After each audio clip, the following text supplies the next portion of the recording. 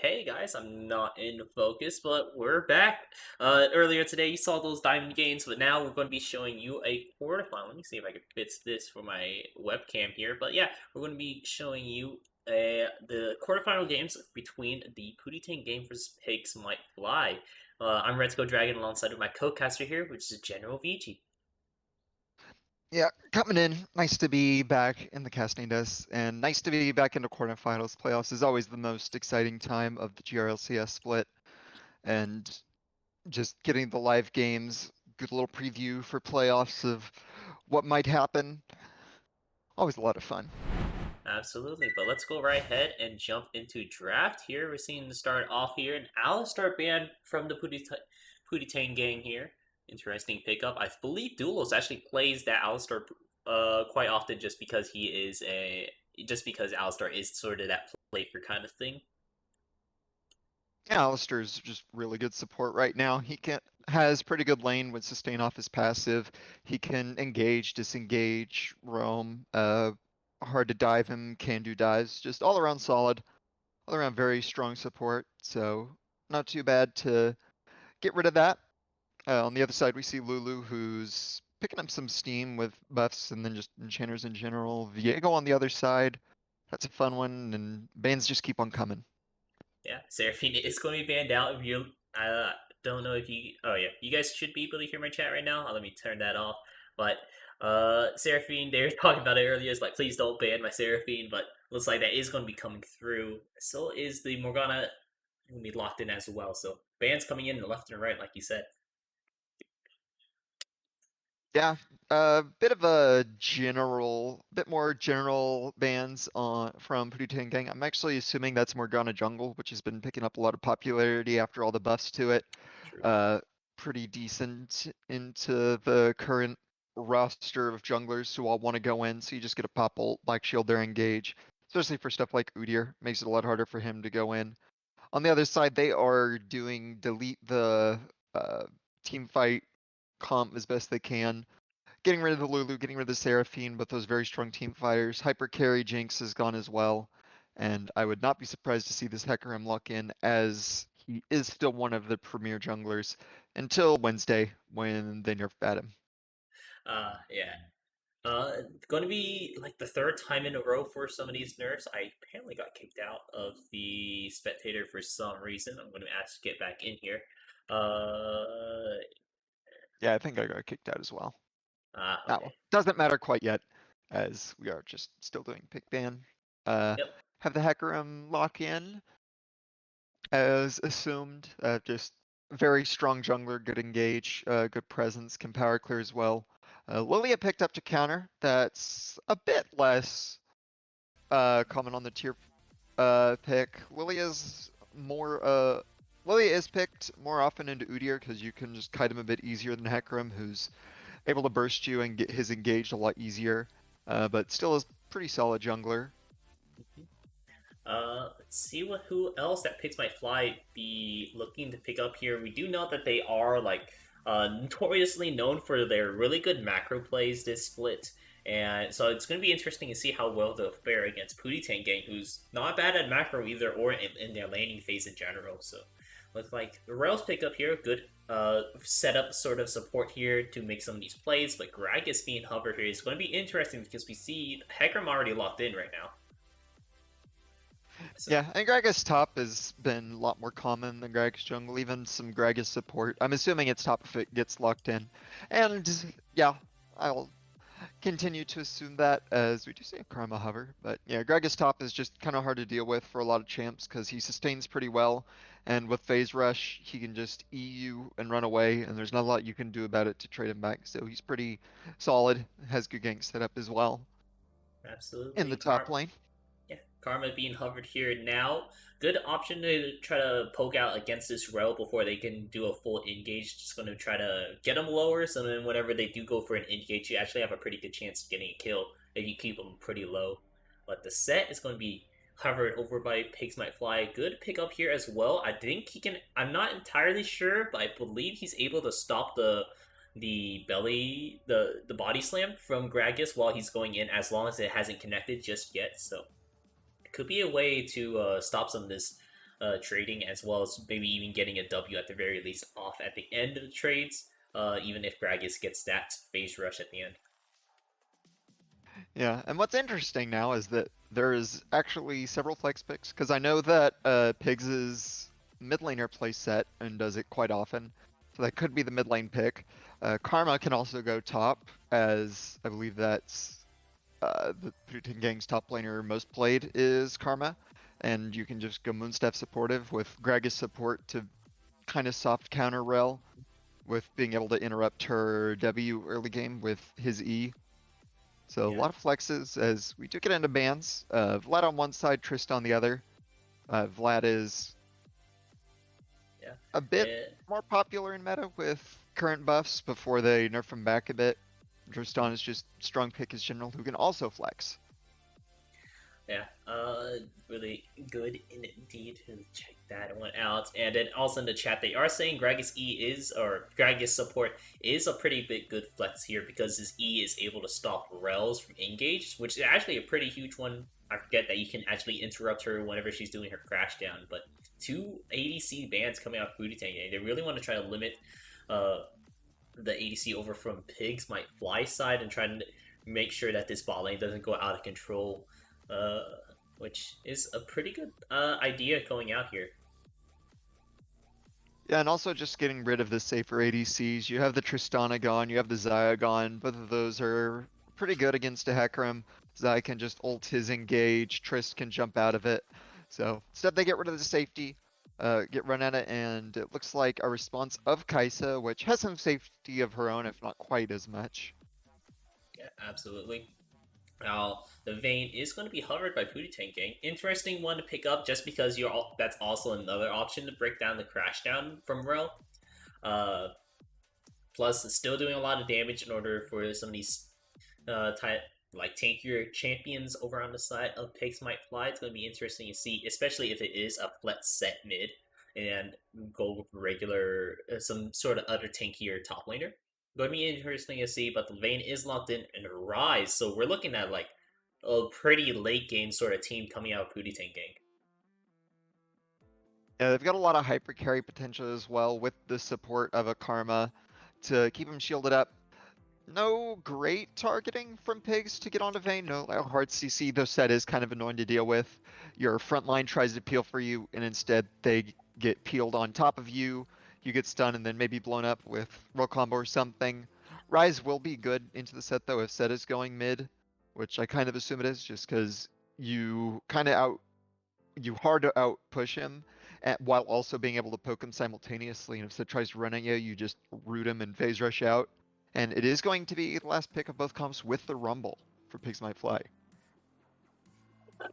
Rumble, interesting pick. So that is still flex, honestly. It can still go mid or it can still go top. So either or, it's really going to be whoever's more comfortable to go against this Rise and then potentially Karma top lane or potentially Gragas top lane as their pickups over here. Looks like I'm getting information. Okay, so the lobby did apparently timed out, so we're just going to get an invite whenever they remake it. Hopefully, it will be fixed up here soon, but we can go ahead and talk about some of these team comps. What do you think about over on Pooty Tang Games sides? You know, whatever they drafted. Kind of a interesting one. Got some. The last two picks kind of throw a wrench in it because neither Vayne nor Rise is super meta. You do still see them, but they're also a bit interesting in that Akram wants to go full tilt in. Karma Gragas wants to kind of can peel back or support the engage. Rise likes people running into him, but Vayne can go both directions, so it's a bit of a opposed synergy from some of the champs, but evens out in just the way they can play it. On the other side, pigs have, I would say, a bit more standard. They have a very good team fight, a lot of wombo potential between Rel engage with a set on top, Rumble ult, Lily asleep, Kai'Sa in the back line. They have some good go options. Not quite as good disengage, but it is hard to run forward onto a red carpet and the potential of a turn. So we'll see how that plays out. Yeah, absolutely. Going to be interesting to see how that all plays out. And I'm getting information. We might need everyone to relog here, so I'm going to be covering up my screen while I go ahead and try to reopen my League of Legends with the draft, so you guys can at least still see that. There you go, close enough. And I'm just gonna try do a relog real quick. And interesting, like you said, still gonna be interesting to see how this all plays out here for either team. Uh, just because I mean. This is a little bit of a battle for conferences right here. Pooty Tang Gang is currently undefeated in their Darken Conference. All right, gonna have to manually join. I'll send you the information for this. That should be the lobby name and then the password for that. So we might see you.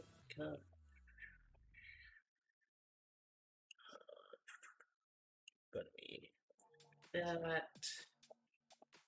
There we go. Join. There we go. Now.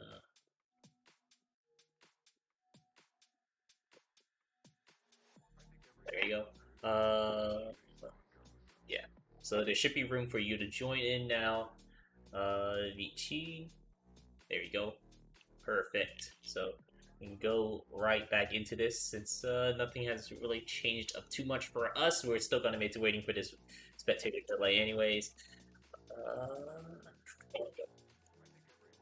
And yeah, so it's gonna be interesting to see. I'm actually a little surprised that we're seeing the Viego ban out here. I wouldn't expect necessarily that the pigs might fly would go with the Viego pickup here. They don't. They seem more so like team fight sort of or centered. Like really playing for some of these wombos, really playing for a lot of this macro sort of gameplay, and Lilia made a lot of sense for that. So I'm curious why they thought Pooty Gang thought the Viego was a good pickup here for them, or a good ban away for them.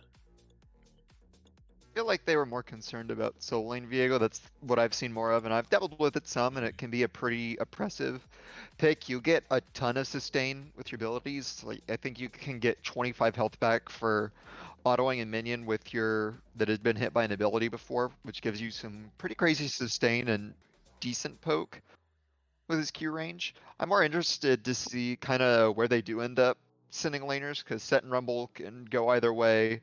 Does look like it's Karma top in the Gragas support, and they do have the Rumble actually going top lane. He did get buffs to kind of shift him more in that direction. Yeah, he did get buffs. I actually haven't been keeping up with Rumble at the very least, so if he getting buffs, it's going to be pretty interesting to see. These are both range sort of farmers. Rumbles I do know from watching a couple people that they say Rumble is really good into melee matches because they have to walk into your uh, flamethrower, and flamethrower doesn't draw in minion aggro, so you just get free trades off by just hitting your Q. So going into both ranges is going to be a good thing for PTG. But still, it's going to be interesting to see with these Rumble buffs if he's going to be able to bring it out pretty much stronger. Not so much buffs is kind of a change to try and shift him back towards top from mid. He got Mm. some magic resist shred on, I believe, overheat autos and harpoons. Oh, I think they took some MR off in exchange, which might hurt the Karma lane particularly, or in particular somewhat. I do think that the lane could go either way. I don't think one champ over the other just completely dominates it. Probably slight edge to Karma. Her her ass is a bit more consistent and just ability to early bully is a bit better, but it's not like Rumble gets completely forced out either. As we do have both lineups all locked in, and now we're just waiting to finish up the 60 seconds and then 3-minute spectator delay. yeah. So going to be quite the games to see it here. Yeah, it's going to show stream right now. Yep, Dr. Wiggy is going to be playing that Gragas in the support role, so good lookout there for you, VG and chat, making a point of that. Well, right now Rumble and Set are switching back and forth between who's going where. Yeah, probably keep guessing the last moment. Technically, Rise and Karma could also switch. I know Mm-hmm. Rise has had a sense in the top lane, don't expect it to happen. But yeah, Gragas is. We already talked about the interaction between Gragas and Rel. Gragas can interrupt the crash down. What's interesting though is that like there are a bunch of champs that can do that to Rel that people say quote counter unquote. You have things like Gragas, Thresh, Alistair can cancel it if it's well timed. It doesn't always matter because Rel's full ult combo is just disgusting in its ability to keep you locked down, and if you're not really, really quick on the reaction time, it can be explosive enough to not give you a chance to cancel it. That's why Rel's still one of the primary picked supports, especially in pro pay, just because yes, you can cancel Crushdown, but that doesn't always matter, and you don't always get that option. And when even when it and when she isn't canceled with it, it can be really strong. Don't know exactly how it'll turn out because either Gragas has really good reactions or Rel can like get around it, so that'll be fun to look out for in team fights. See who can actually get their combo off and do stuff. Yeah, absolutely. I mean, Rel is a really good support, anyways, just because you have the option of your ulti being able to activate while you're in mid crash down, as well as your E.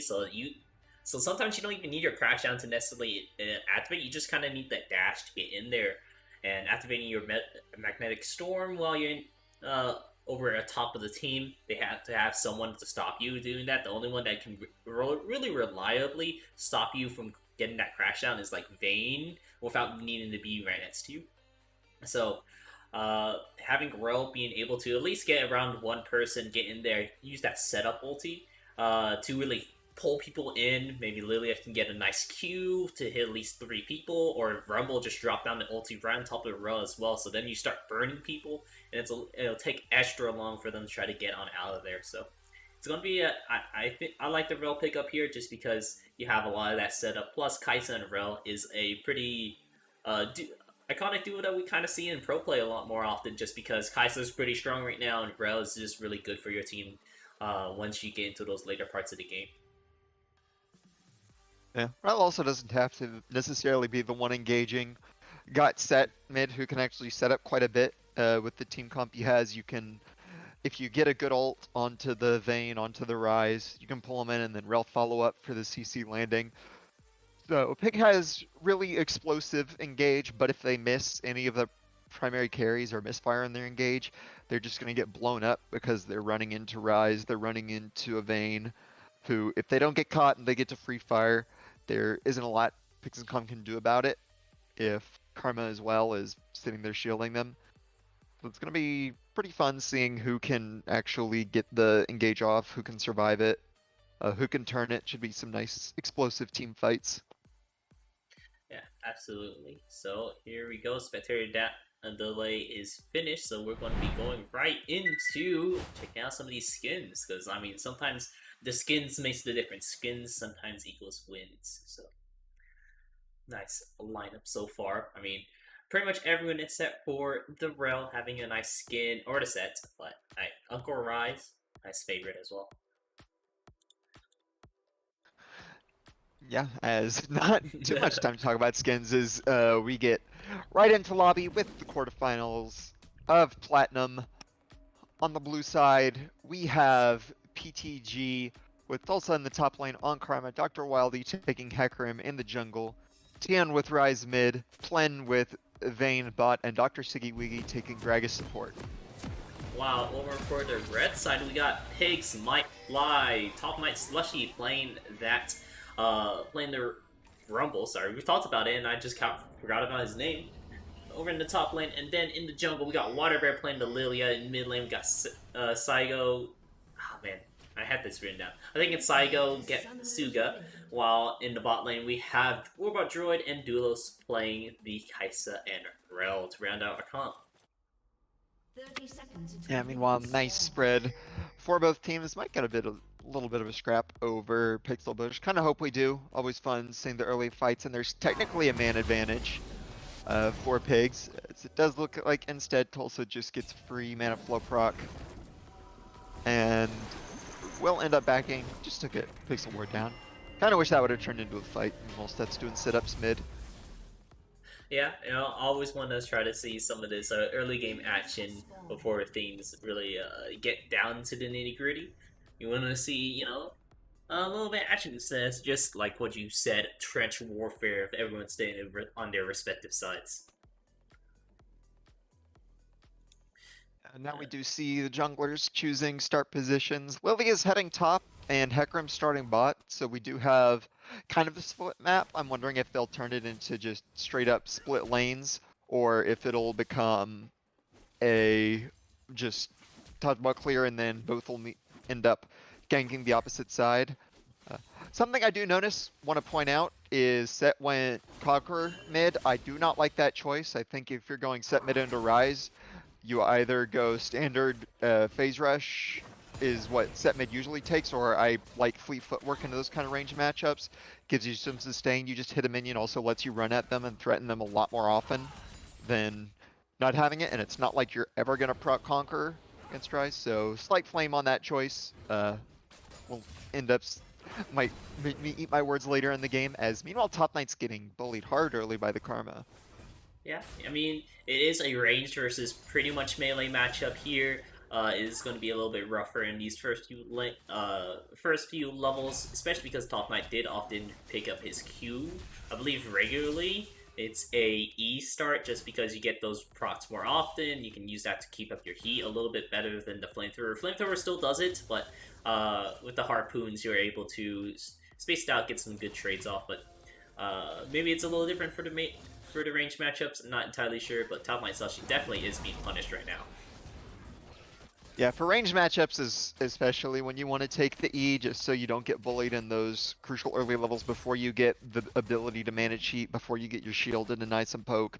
You're just kind of sitting back and throwing in for farm. So yeah, I agree. Definitely don't like the Q start, but it is potion. He is at that level 3 mark now, kind of pretty full on health, as it does look like both sides are crashing, and we see something interesting here. Lily, who started top side, is running back up. Don't think she can actually get off again because of how big the minion wave is in her tower. You don't want to be forcing your top laner to deny that, as he will end up picking up the farm. Bot lane crashes as well, and we will have a secured scuttle for Hecarim. Might turn into a fight over the bot one. Yeah, potentially. I mean, bot lane is pushed up for Pigs might fly here, so they are in a better position to try to make a bigger rotate in order to secure this Scuttle Crab. It's not as big as objective as it used to be in previous seasons, but in this one, they are pushing up in response from PTG, so they do want to try to fight for this. Yeah, but meanwhile they are splitting up a bit. Dulo's already eating a bunch of damage, but he's gonna be able to crash down over the wall. Here comes the TP to Rise, who did go back to base. Nice pullback from the set. Flash forward, ignite on, but he gets rooted immediately by Tien, who's trying to chase forward. Flash forward gets it. Flash W, that's Psycho Getsuda with a return kill of his own. Now they're in the middle of a fight. Kaisa's cut off on the wrong side, though. She's gonna have to flash away. Flash forward into the knockup. That was good from Dulos. Managed to interrupt it. Now the pullback from Psycho Getsuda. He's trying to chase down on the Gragas. Still hard to make it there as Rise is doing a bunch of damage on his own. And that does end up being a 2-for-1 in favor of Pigs Might Fly with the early fight. Yeah, that was a surprising turnaround that they're able to pick up 2 kills there over the side of Pigs Might Fly. 1 kill going over for Set and another one for Dulos for that nice flash. Or not, he didn't even flash there. He just went back onto the horse so he can flip them around and over, pick up the kill there. So nicely done for them. Extra a little bit gold for themselves. That is exactly how much gold difference there is. A kill is worth. So I'm going to pick up the Scalded Crab as well too. So really nicely done. Going to give themselves a little inch in this battle for distance. We're going to see if they're able to really make it all the way in this race against PTG and really show off. And maybe it's the ascent, if it's a conference diff or not, for Pigs Might Fly versus this Pooty Tang gang. Yeah, and that was kind of a consequence of the start Lilia did. Hecarim went full clear, so he ended up on top side. Lilia skipped clearing Krugs and instead walked up to then contest top scuttle, which she couldn't because of Karma Shove. As this is a good engage, it's gonna be a lot of damage on Tien. As meanwhile, top Knight is trying to break the freeze that the Karma has set up. With Hecarim in the area, I anticipate he's almost certainly gonna die here. Does hit 6, so might have a chance to turn, but yeah, there's the flash forward. Don't think he should have done that. Don't think Tulsa needed a flash either, but it is a kill and an evening of the gold for PTG. Flashing away, I mean, prevents a guarantee at least for not getting killed there. Ooh. That was a little engaged in the ball lane, but nothing too sure yet. Like I said, Plen and Dr. Ziggy are both prepared in order to stop this crash down from Rel. So some of these engages are going to be a little bit scarce, at least on their bot lane. They're not looking to really snowball it just yet. But in CS-wise, they are doing quite well for themselves. And meanwhile, we're gonna have a scuttle top lane. There's the Hecarim going in again. No ult on the Rumble. Does get rooted. Ult from the Hecarim. There's the onslaught of Shadows. Managed to get down for Dr. Wild. He's still trying to burn down. Meanwhile, Waterbear's trying to kite away. He's not 6 yet. He's down several camps at this point. Will manage to sprint out, but it's another kill and disaster top side. Yeah, disaster indeed. Top 9 Slushy using his TP and then dying immediately is going to be quite hurtful for Pigs Might Fly here. It's going to be a little bit of a sign of weakness, but unfortunately it's only going to Tulsa. But Ciego here now looking for something on Dr. Wily. Almost, if he had flash or just a little bit more range on that Haymaker, would have been a kill. Does use ult for it, so does technically lose out on a bit more. Does, though, manage to scare Dr. Wildy off. Tell him he can't do whatever he wants in the game. Is, yeah, that kill top into TP into another death is just what happens when you don't get your wave state done properly or don't have your jungler to help you. You get it frozen on you, you have to push, otherwise you lose all the experience, all the farm. Then you die to it and the wave is still frozen and it's just have to break it again. Same situation. And he used the ult the first time, which meant he didn't have it for the 2v2. Lilia's been pathing not nearly as effectively, so she's down camps next piece. So the level 6 Hecarim advantage gets him a kill, as now it looks like Bot Scuttle's going to be picked up as well. Yeah, second Scuttle of the game, or I guess second Scuttle spawning, picked up by PTG. So Pooty Tang gang is going to be, enjoying their little lead that they have accumulated for themselves right now. Actually, still about, I don't know, gold lead is just like very negligible at this point, so it's not really too much to really note here. But right now, it is going to be something to keep an eye out for whenever we go do lookouts. I don't know what I'm saying, but Inferno Drake is spawned up right now. Going to be a priority from both sides, just because it is a pretty strong Drake to have in the earlier parts of the game, doing a little bit more damage, so then you can maybe try to snowball some of these lanes a little bit better. Yeah, and meanwhile, looking at item builds, it does look like Karma's going for Everfrost style build. I don't quite remember the Moonstone full build, but I don't think it involves a Kindle Gem. Plus the gem on top, I think he's going for the Everfrost, more AP Karma. which I think in this case, you would want to see the Moonstone a bit more just to keep his front line topped off. As in the bot lane, we have a nice engage flip back onto Siggy Wiggy, who is going to flash the swirl. He doesn't want to get slept. So successful summoner blown in the bot side. Yeah, so that is going here. Just you can really see it how Saigo versus Tien not having that either phase rush or the fleet forward is actually kind of biting him in the ass a little bit, just because he doesn't have the sustain to keep like the same as Tien, and he doesn't have the phase rush to keep up with some of these trades either. But Drake is going to be taken down by Pace My Fly, but here comes a collapse. Yeah, they are going to be forcing Robot Joy out immediately. Meanwhile, on the backside, here comes the Hecarim. He's going to be able to smite. That's a triple kill. Tries to go in, 1 kill back for Saigo Getsuda, but he's going to go down as well. And you secure the dragon, but lost 4, and that is a cost I would say is definitely not worth. Yeah, it did look pretty dire in that fight. You were able to pick up the dragon, but Saigo wasn't able to rotate nearly as fast enough. I believe he was still in the mid lane whenever that was happening. He was trying to rotate over, and then you guys got absolutely collapsed on. Good communication by Pooty getting to do that to keep themselves pretty good in the game right now. 2 kills over on this Rise, so that means he's that much closer to build. I believe that's going to be an Everfrost just because he has a Ruby Crystal in his inventory alongside of Dr. Wily who has 3 kills, already having the Bombi Cinder, looking to build into that Chem Tank, which is going to be pretty big because, I mean, Chem Tank abusers are just really in the meta for junglers right now. And it's going to be really strong to have the Hecarim this tanky. It is going to be Moonstep Crumb. I guess I mixed up my build some.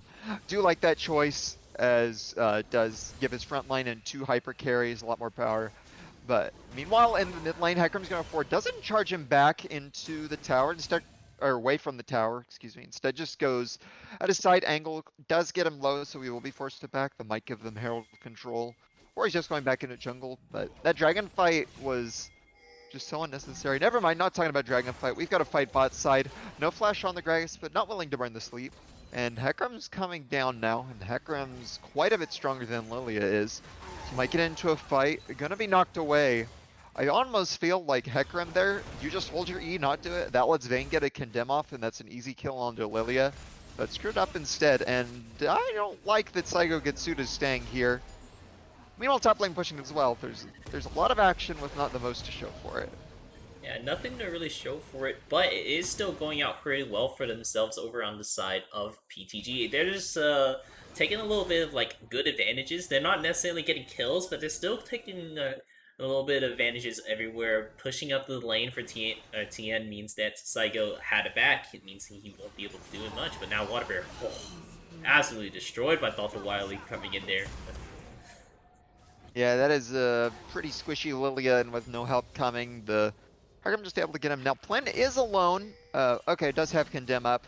Philos not quite in range to get anything done as Greg still walking through. And that was just well-executed dive to punish the very weak, very squishy Lilia, who at this point is kind of the weakest point on the team, or biggest difference between them is the jungle, where Hecarim is very, very strong. Will have Chem Tank on his next back. Actually, almost sitting on 3,000 gold.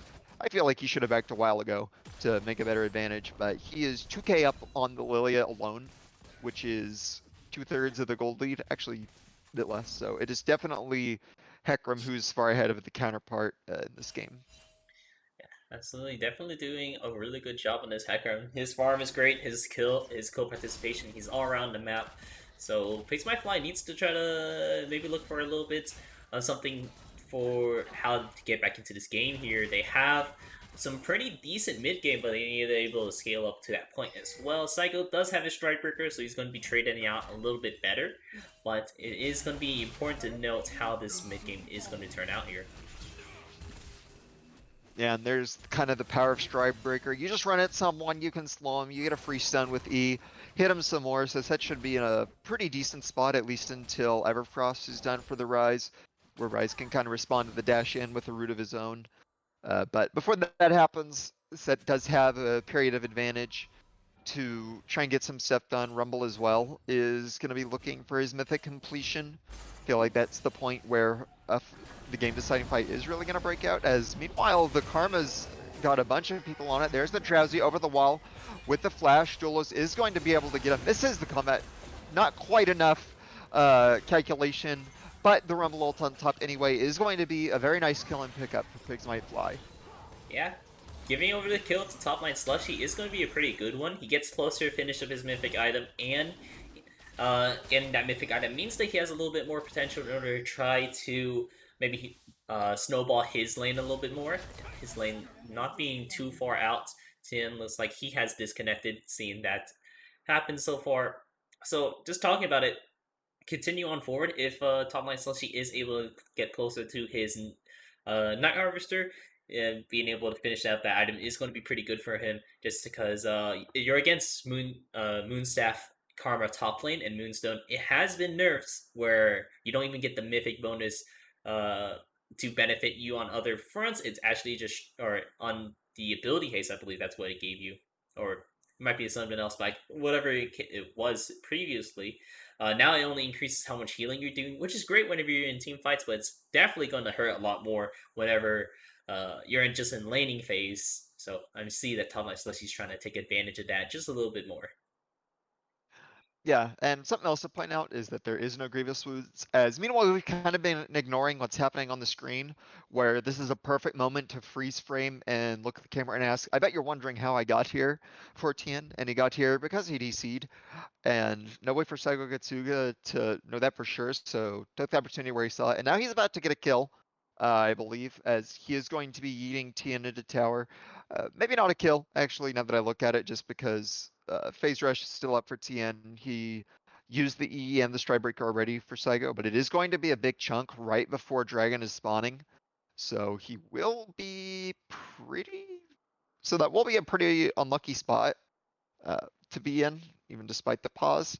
But even during the Dragon fight, there's no heal cut. Mythics are done for PTG. Only one mythic is done for pigs, so it's still rough to fight it, which is why this chunk is still a big idea, because it gives them the option, even if I still don't think they probably should. Yeah, is going to be something to keep of note here.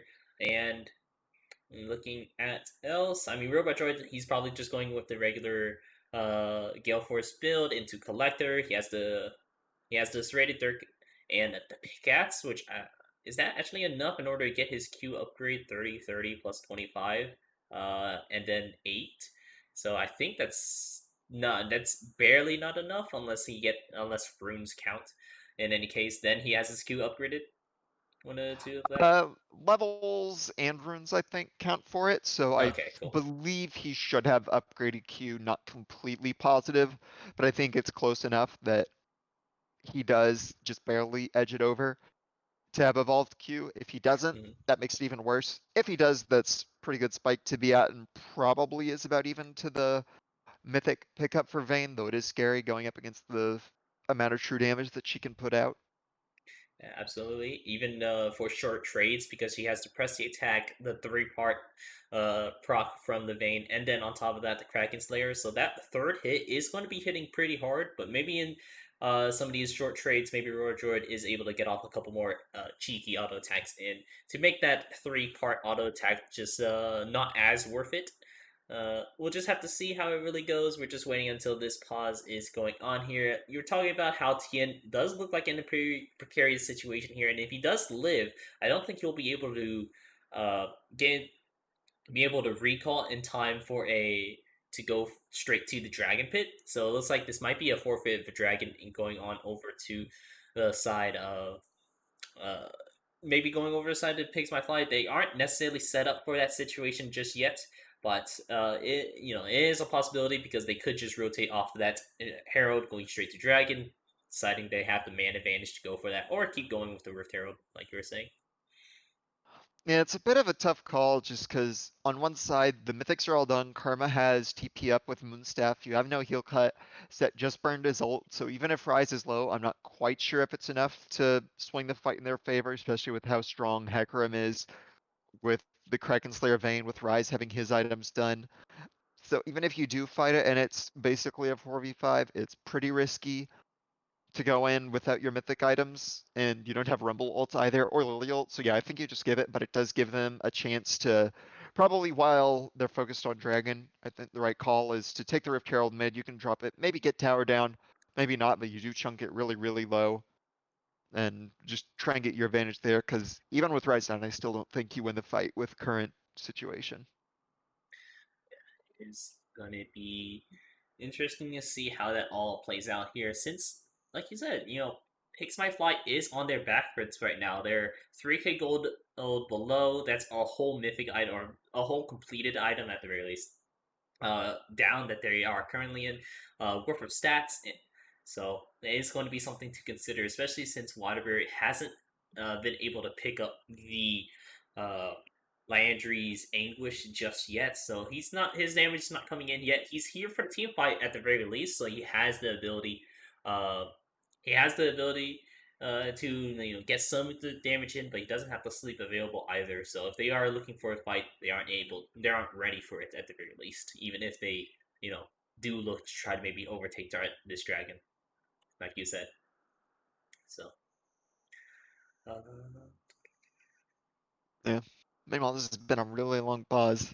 Definitely so. I kind of want to just put the music back on if this pause is going on longer. Hopefully, Tien is able to get back in here somewhat soon. I'll just put back on the little bit of the music while we're going on here. Running out of things to talk about. Generally, but MSI is coming up. oh yeah, that is going to be That'll something be you fun. need to be yeah. You have any teams you're going to be rooting for? Cloud9 always. Big Ah, C9 fanboy. Like seeing NA do things as well. yeah, So definitely. that'll be a hype Definitely. matchup. Like seeing all the teams, especially with Mad for Europe instead of G2 Fnatic. So we'll see if it is more than a 2-team region, or if it is a 2-team region, and then just getting to see all the different play styles that clash. That'll be fun. Looking forward to it. Absolutely. That some of these competitive events are pretty. I do love seeing some of them just like look at their looking at how their production goes, looking at sometimes like I do wonder how they sometimes get things. I mean, I'm sure it's like maybe a modded client on how they get some of these stats, like how much damage people did in this fight, because I don't know how you pull up those stats in real time. Yeah, I mean, Uh, they have it programmed to mhm. do that kind of thing. They have the observer crew in the background. See team fight start, they'll press a button, and any damage done between this time and the time they click stop, I think is probably calculated. At least that's how I do it. But yeah, they have a lot of cool things like that Tien to looks like he's go able to off of reconnect. and do.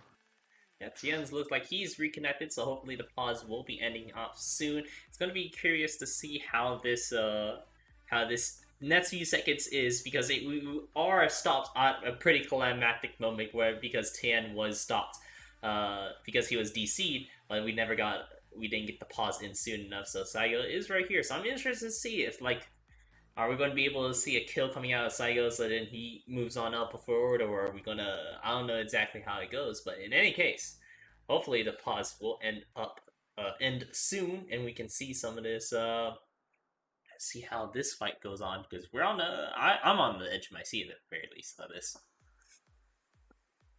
Yeah, I think he'll be fine. He has phase rush to go back off of. Saigo used E, Saigo used Stride Breaker. Also will be nice, but I do think Tien makes it out just chunked. Won't know for sure until it actually happens though, as we are waiting in anticipation for something that still isn't happening. Any Yeah, minute yeah. now, they will cancel the pause and we'll get back to the Anyway, gameplay and get on with our evenings. yeah, yeah. Go. Hopefully, you already ate dinner. Hope everyone in here also has their snacks, because it looks like the game is about to be unpaused. Here we go. Let's see it out. Yeah, Tim eating it, and he actually does go down. I was completely wrong. He did have more than enough damage with the kill. So this does open up the dragon a little bit more. You do still have TP on Karma, who's going in right now. Don't think they'll make it in time even if they go for it. So I think you just hard push down mid at this point, try and get it, or you look for the TV flank. Top rank Slushy coming in on the flank. Tulsa, no ult to get him, but he does have slow and no flash on the Karma. So here comes the crash down. Here comes the kill. He's going to be going down. Herald crash mid, no one's following up on it yet, so they do get Dragon, they do get 1 kill, use TP. I have to assume they'll be able to get tower, which I think will be counter bot side by Vayne, but probably a bit too risky to push for it. So instead, it's 2 kills in exchange for a Dragon, using TP as both teams get back out on the map.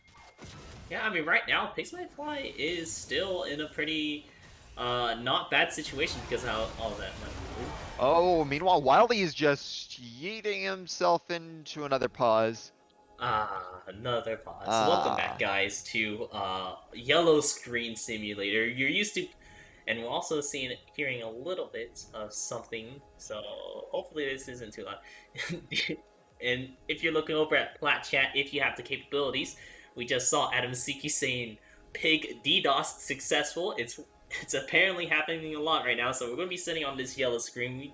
League of Legends is usually a gray screen simulator, but for observers and casters, this is going to be a special little yellow screen that we're kind of stuck on. Right again.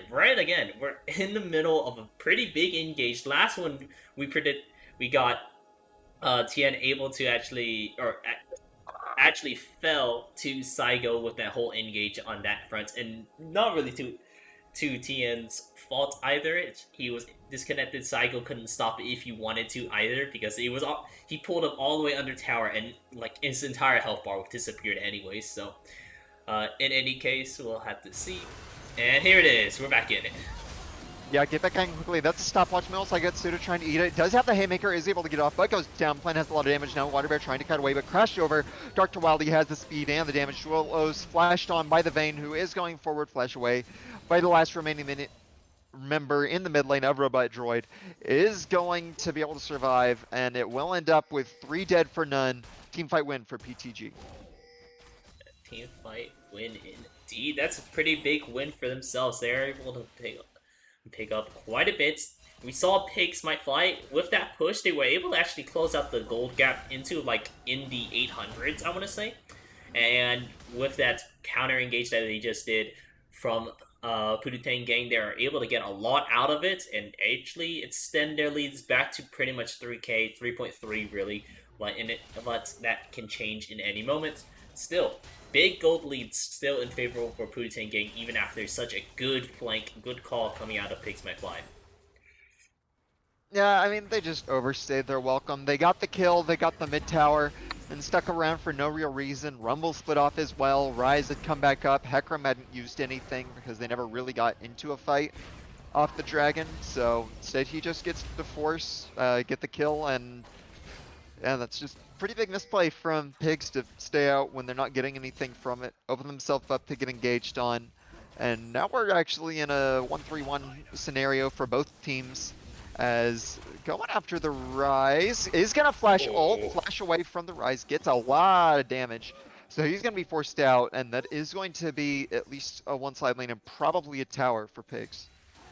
Yeah, probably a tower indeed. Not really anyone can come to respond to it. Saigo is pretty strong right now, considering he has 3 kills, has a Strikebreaker, so he's doing a lot of damage. Rumble just finished up his mythic item as well, so slowly Pigs Might Fly is able to pick up their first mythic items, but it is a slow grind for them, and Pooty Tang gang is definitely taking advantage of it right now.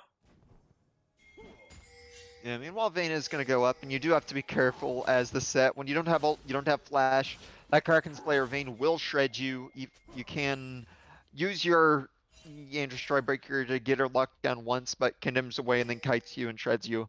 So have to be careful, especially when she has the rest of the team backing her up.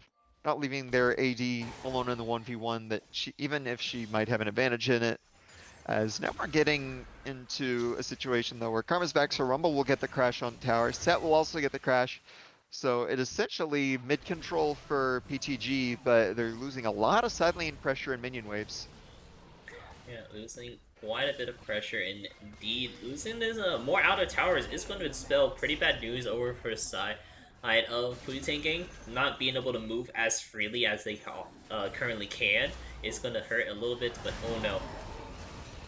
Yeah, this is what happens when you overstay on the side lane. Hecarim comes down. He doesn't even use the ult yet. Has that option if he needs to, but very much doubt he needs it with the tether. No damage. at all from the Rumble. Still doesn't have heal cut. He's up against Moonstone Karma. And that's what happens when you push side lanes against the Chem tank meta. You just get forced on and die for it. Yeah, which is pretty sad to see, but I mean that's going to be nerfed next patch, so I can't wait for that one. But for now, well, in these quarterfinals, Dr. Wily is still going to be pretty strong with it right now, and taking full advantage of it. We're looking to move on over to this Ocean Soul, trying to block it off away. Either both teams are tied up for currently for this Drake, so pretty far away from getting a Dragon Soul. But a lot can change, a lot can happen for in these next few minutes in the game. Yeah, and this will be, I think, the fight that makes or breaks it for Pigs. If they lose, they are now down like 6k and a Baron and some Dragons. If they win it, they get gold back to even. Maybe they get a Baron, maybe they push to win it. There's going to be yet some early damage onto Duelos, who cannot move at all. There goes the Equalizer, not really landing onto a lot. Meanwhile, Hecarim's in the backline, fears the Kai'Sa away. She is doing absolutely nothing at the moment, trying to eat some damage from the Karma, who's pushing forward. They do manage to get one kill with the set on the backline, but he will go down. And flash forward, that's a big maybe sleep. No, just dies instead. Can't quite get it off. Now the Kai'Sa is gone as well from the Hecarim. He chased him down, and that is a 3-for-1 fight for PGG. Almost probably make it 3-for-4, as I doubt Rumble makes it out of here alive unless they let him. Looks like they'll let him, but still a one fight. Still probably going to be a Baron if they go up right away. And what is now a 4.5k gold lead and massive win for PTG. Yeah, it is quite unfortunate that we couldn't get the sleep off from Water Bear. We saw I want to say like 4 people affected by the burn from Lilia. So if we got that sleep off, maybe that would have been the decider of the fight, or maybe you at least stop stems some of the bleeding away from PDG so that it doesn't get hit as hard. Over in the plat chat, they're saying horse is greater than deer, and we're seeing that actually coming out in fruition, seeing that Hecarim is 7-1, 7-1 right now, 700 gold bounty, so a lot over on his head. He's farming really well. He's rotating around the map, getting a lot of kills, but we'll just have to see if Pooty Tang can try to close out the game with this. They do have a hyper carry of a Vayne at the end, as well as a Rise, but anything could happen. We've seen crazier games to happen, and the Pigs My Fly are definitely still in it. I mean, only 5k gold down definitely is like just a fight or two in order to get back into this. Yeah, problem is how those fights go, because you do not win any fight that Hecarim is a part of. Vayne also has Guinsoo's done now, so that's a pretty decent item spike. 2 items just coming in across the board, looking at almost 3 for the Hecarim. They just don't have enough damage to deal with them. You have 1 item Kai'Sa. She isn't going to be doing that. Rumble isn't really known for his tank shredding. Still doesn't have heal cut. No one has heal cut. You're up against Karma with Moonstaff. Just get heal cut. It's 800 gold. Please. Yeah, Simple I mean, math. this season definitely made it a lot easier to buy some Grievous Wound items, and I'm surprised no one has opted in for it. I'm okay with Robot Droid not buying it, just because he's not so far ahead, but I mean, you have Saigo, who's pretty far ahead, and he could just opt in to go for a Bramble Vest if he wanted to, or even, he's still doing a lot of damage. He could honestly go for an Executioner's Calling, turn that into a Chempunk Chainsword later on. Yeah, I mean, you don't really want it on set as much. I definitely think Yeah. this is one where Rumble takes it. Just Yeah, for definitely. 800, he has the AoE magic damage. Can't really go Bramble on set because you don't have to auto him. As meanwhile, Baron's getting started. Now they do have set in a flank position. Rumble can TP in as he wants, but instead they're just leaning for the turn. That's a flash engage onto Duelos. He can't get anything off and dies immediately, but they did use ults. Meanwhile, Hecarim's in the back line. Ult away from Kai'Sa, but follow with the Onslaught of Shadows. Dr. Wily is going to be flashed away from, but that is a very fast horse with the Karma to back him up. That's going to be a kill onto Robot Droid, and just tried to very good Baron bait from them. Pigs looked to turn it, couldn't quite get it done. That's some damage back, but now they might just go back on it as well. Vayne has a lot of shred damage. Rumble's getting zoned off, but does still have ult to contribute. As he is going to go in with the set, tries to get onto the Vayne, flash forward, doesn't quite get the damage. Equalizer not doing enough, and that is going to be a Baron secured for PTG, along with this 7k gold lead with an extra Rumble on top. And it's looking like this is, kind of a done set game over for the side of Pigs by Fly. Just early game hurts a lot in these games, so it's pretty imperative that you play them pretty correctly. Farming is going out kind of well, but it's not nearly as well as over for the side of Pooty Gang. They're doing just an excellent job so far at keeping up with everything, so it is going to be curious to see how Pooty Gang or Pigs Might Fly is able to get back into this game. They do have quite a bit. They have a little bit of this, well, engage sort of synergy, but the ones you need in order to try to do that is sort of engage and that wombo combo. Aren't necessarily that strong, and you don't necessarily have some of the AoE in order to back it up if you do try to look for this like a huge wombo combo win. I mean, while that is a very fast horse, going in with the Chem Tank, ult away from the Kaisa, but nothing really committed, and picked up a free ult for it. Now Kaisa literally has no way to get away from the onslaught of shadows. They have to give up this dragon. There is no way you fight for it unless you get off a better combo than you've done all game, and not quite sure they're able to do it, but it does look like they're still in the area for it. And I anticipate them to get picked off here like Duelos is right now. Gonna be knocked into the team. That is a good equalizer on the 4. Got the crash down as well, so that's a CC. With a big sleep on top, that actually might be the Wombo. But no, the healing is too much. The Hecarim is too much. He's able to get on the back line. Water Bear is now one of the dearly departed. SI is getting chased down 3-shot by the Vayne. And that was the best shot that Pigs had, and it absolutely misfired. Yeah, unfortunately, did not hit the mark in order to beat that. Tien actually doing a little bit of Rise Tech, using his ulti to bring in some minions so they can go ahead and push for these towers now rather than later. And really nicely done over for Pooty Gang. Unfortunately, that was, like you said, Pigs Might Fly's best shot in order to do it, but I just didn't have the AoE sort of damage in order to really do that wombo combo. It was a lot of damage. They had the Equalizer, they had the Lullaby, they had Duelos even go in there.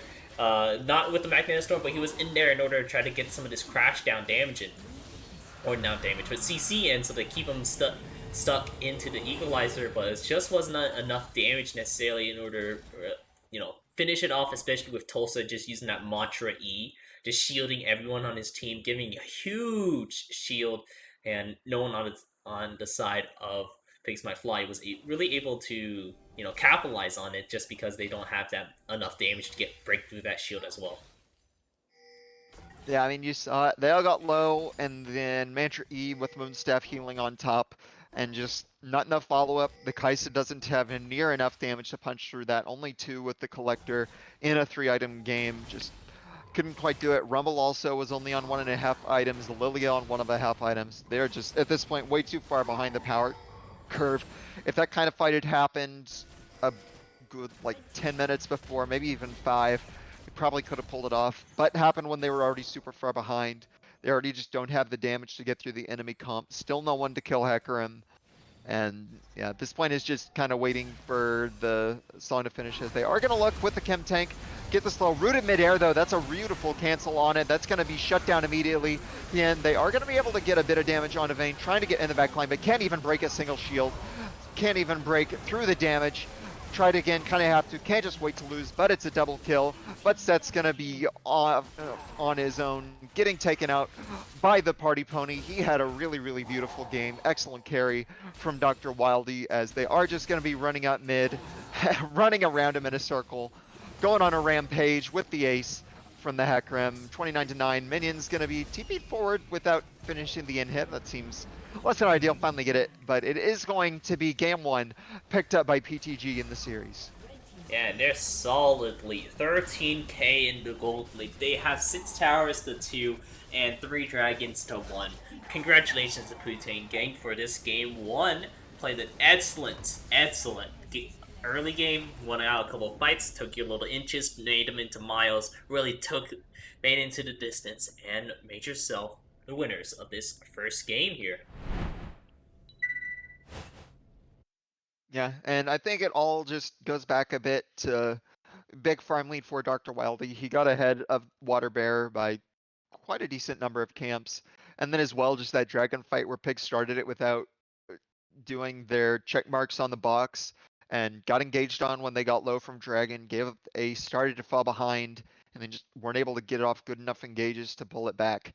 And that's what happens when you fall behind on this kind of mid-game comp against hyper carries and the hyper scalers. Is at that point you just can't fight and you'll lose. So congrats to PTG for the win in game 1. See if Pigs can come back in it as we look to set up game 2. Yeah, we'll be taking a short break because I believe some people needs to try to relog. We're having some lobby issues just again, so pretty unfortunate. But hopefully we'll be able to get everyone in. But for now, we're just going to go to a quick be right back, get everything set up, and then we'll be back to talk about this game a little bit more.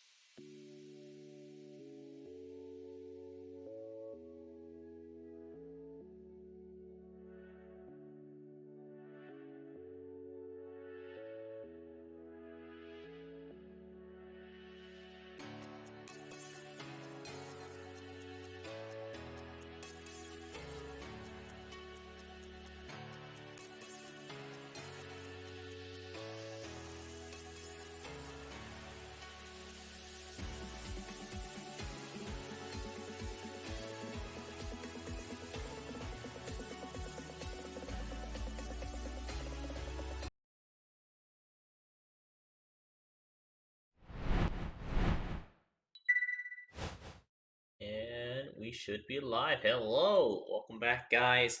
We're back at. You don't see the team names, but it should be Pigs on the blue side, and we have PTG switching over to the red side now. And we'll see what that does for draft. Do already kind of see what priorities the teams have with the hyper carry lockout, just as in game one for pigs, but this time they don't have to ban Seraphine as well. So they could have first picked it, banned instead from PTG, along with the Hecarim, who's another very strong first pick. So now I'm kind of curious on what champ pigs think has the pro, and it's going to be Morgana early lock-in, which has been seeing a lot of play jungle recently, but always can still go support if the lane calls for it. Absolutely. I mean, you talked about it a little bit in last draft, so it's going to be interesting to see if this actually does go jungle. It has a really fast jungle clear thanks to the W doing 200% damage to jungle camps, and with that, your W also heals you, deals a lot of damage to jungle camps. So you clear really fast, you're really healthy, and then when your gains are pretty not bad either. You just land a binding, you run up at someone, you use your ulti, you provide some good damage, and then you also provide a lot of that black shield to prevent a lot of the CC. So it's going to be interesting to see how this turns out here. Diana and Vladimir are also going to be locked in over to the side of Pooty Tang gang.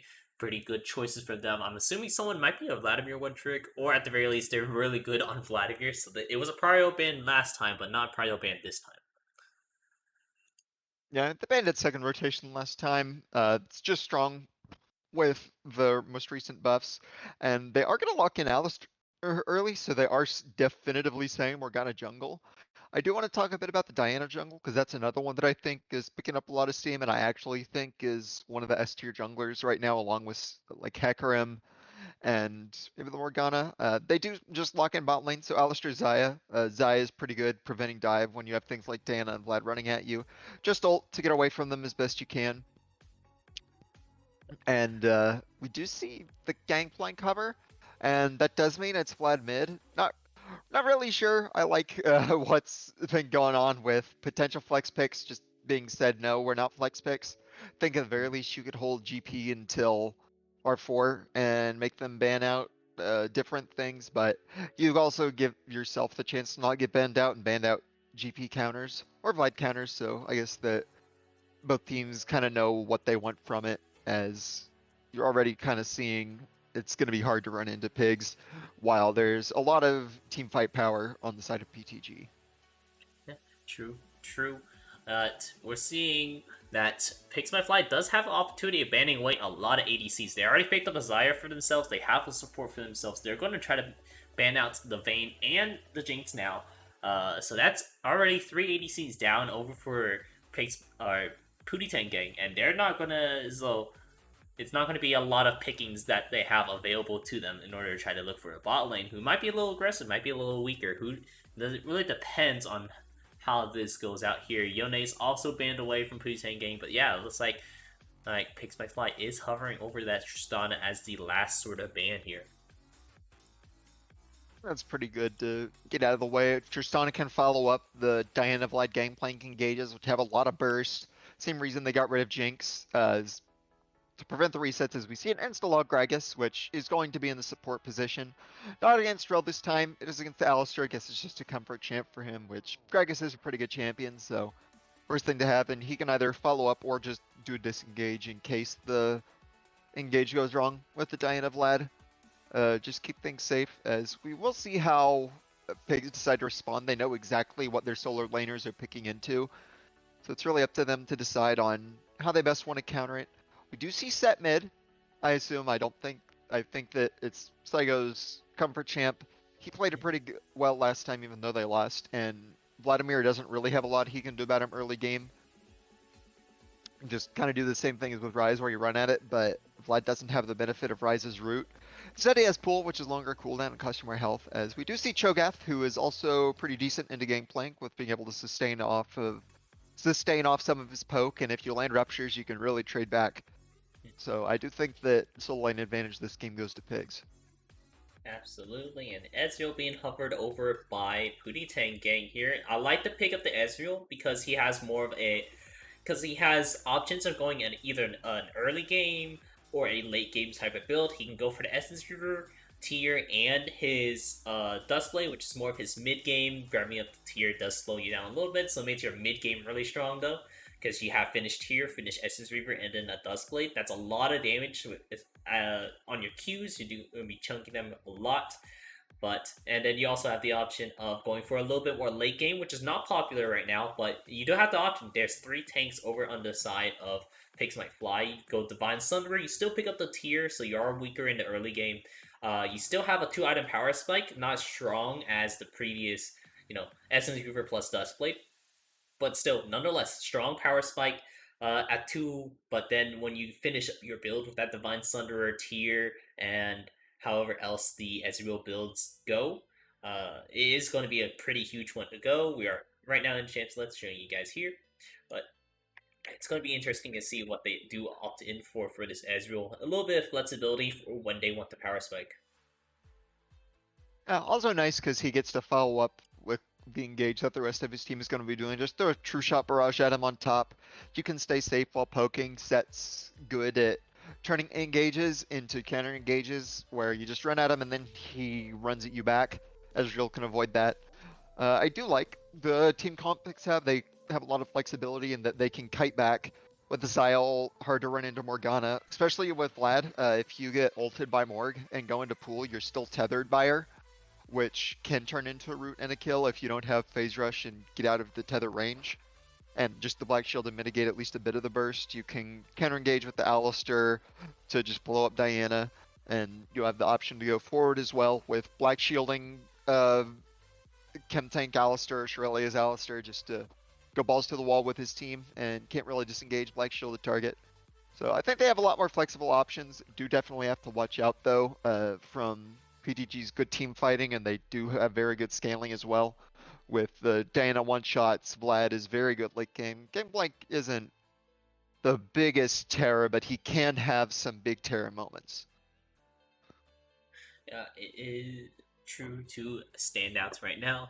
Let's see. And overall on the Picks My Fly side, I mean, it's going back to more comfort picks. We're not going to be seeing the big wombo combos necessarily that we saw in the previous game, but you still have some pretty good ones in order to keep up pretty good damage. They have some pick potential thanks to Morgana being in here, so landing a binding onto someone and then chain CC with Alistar, with the set, with Cho'Gath, and the Xayah. So a lot of options for that. I do like it a little bit more, especially because now you have Xayah who does a lot of AoE damage, so if you do manage to do like the Alistar combo into a Cho'Gath knockup, just for a small sort of wombo combo, and then you use Xayah just to get some good free AoE damage in with your feathers, finish it off with your E, and you just chunk a bunch of people for free. Not necessarily for free, but you get to chunk a lot of people for your E, and can really turn off team fight if that's the angle that Pigs Might Fly is looking at.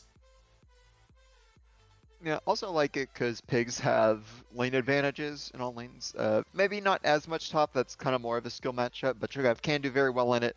Set will have Prio for Vlad for most of the early game. Xayah Alistair will also do better than Ezreal, who's just wanting to sit back and poke with Qs, farm with Qs, so they will have lane advantages. I do think Diana has advantage against Morgana. So that is the strong point, but if your laners are all behind on the play, you can't really take advantage of that. So I think that early game advantage and then some really good options for team fights later. I do think Pigs is better draft, but last game PTG did outplay them.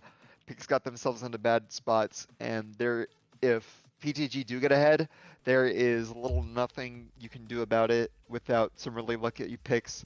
Otherwise, Vlad Diana is just gonna basically run right through you.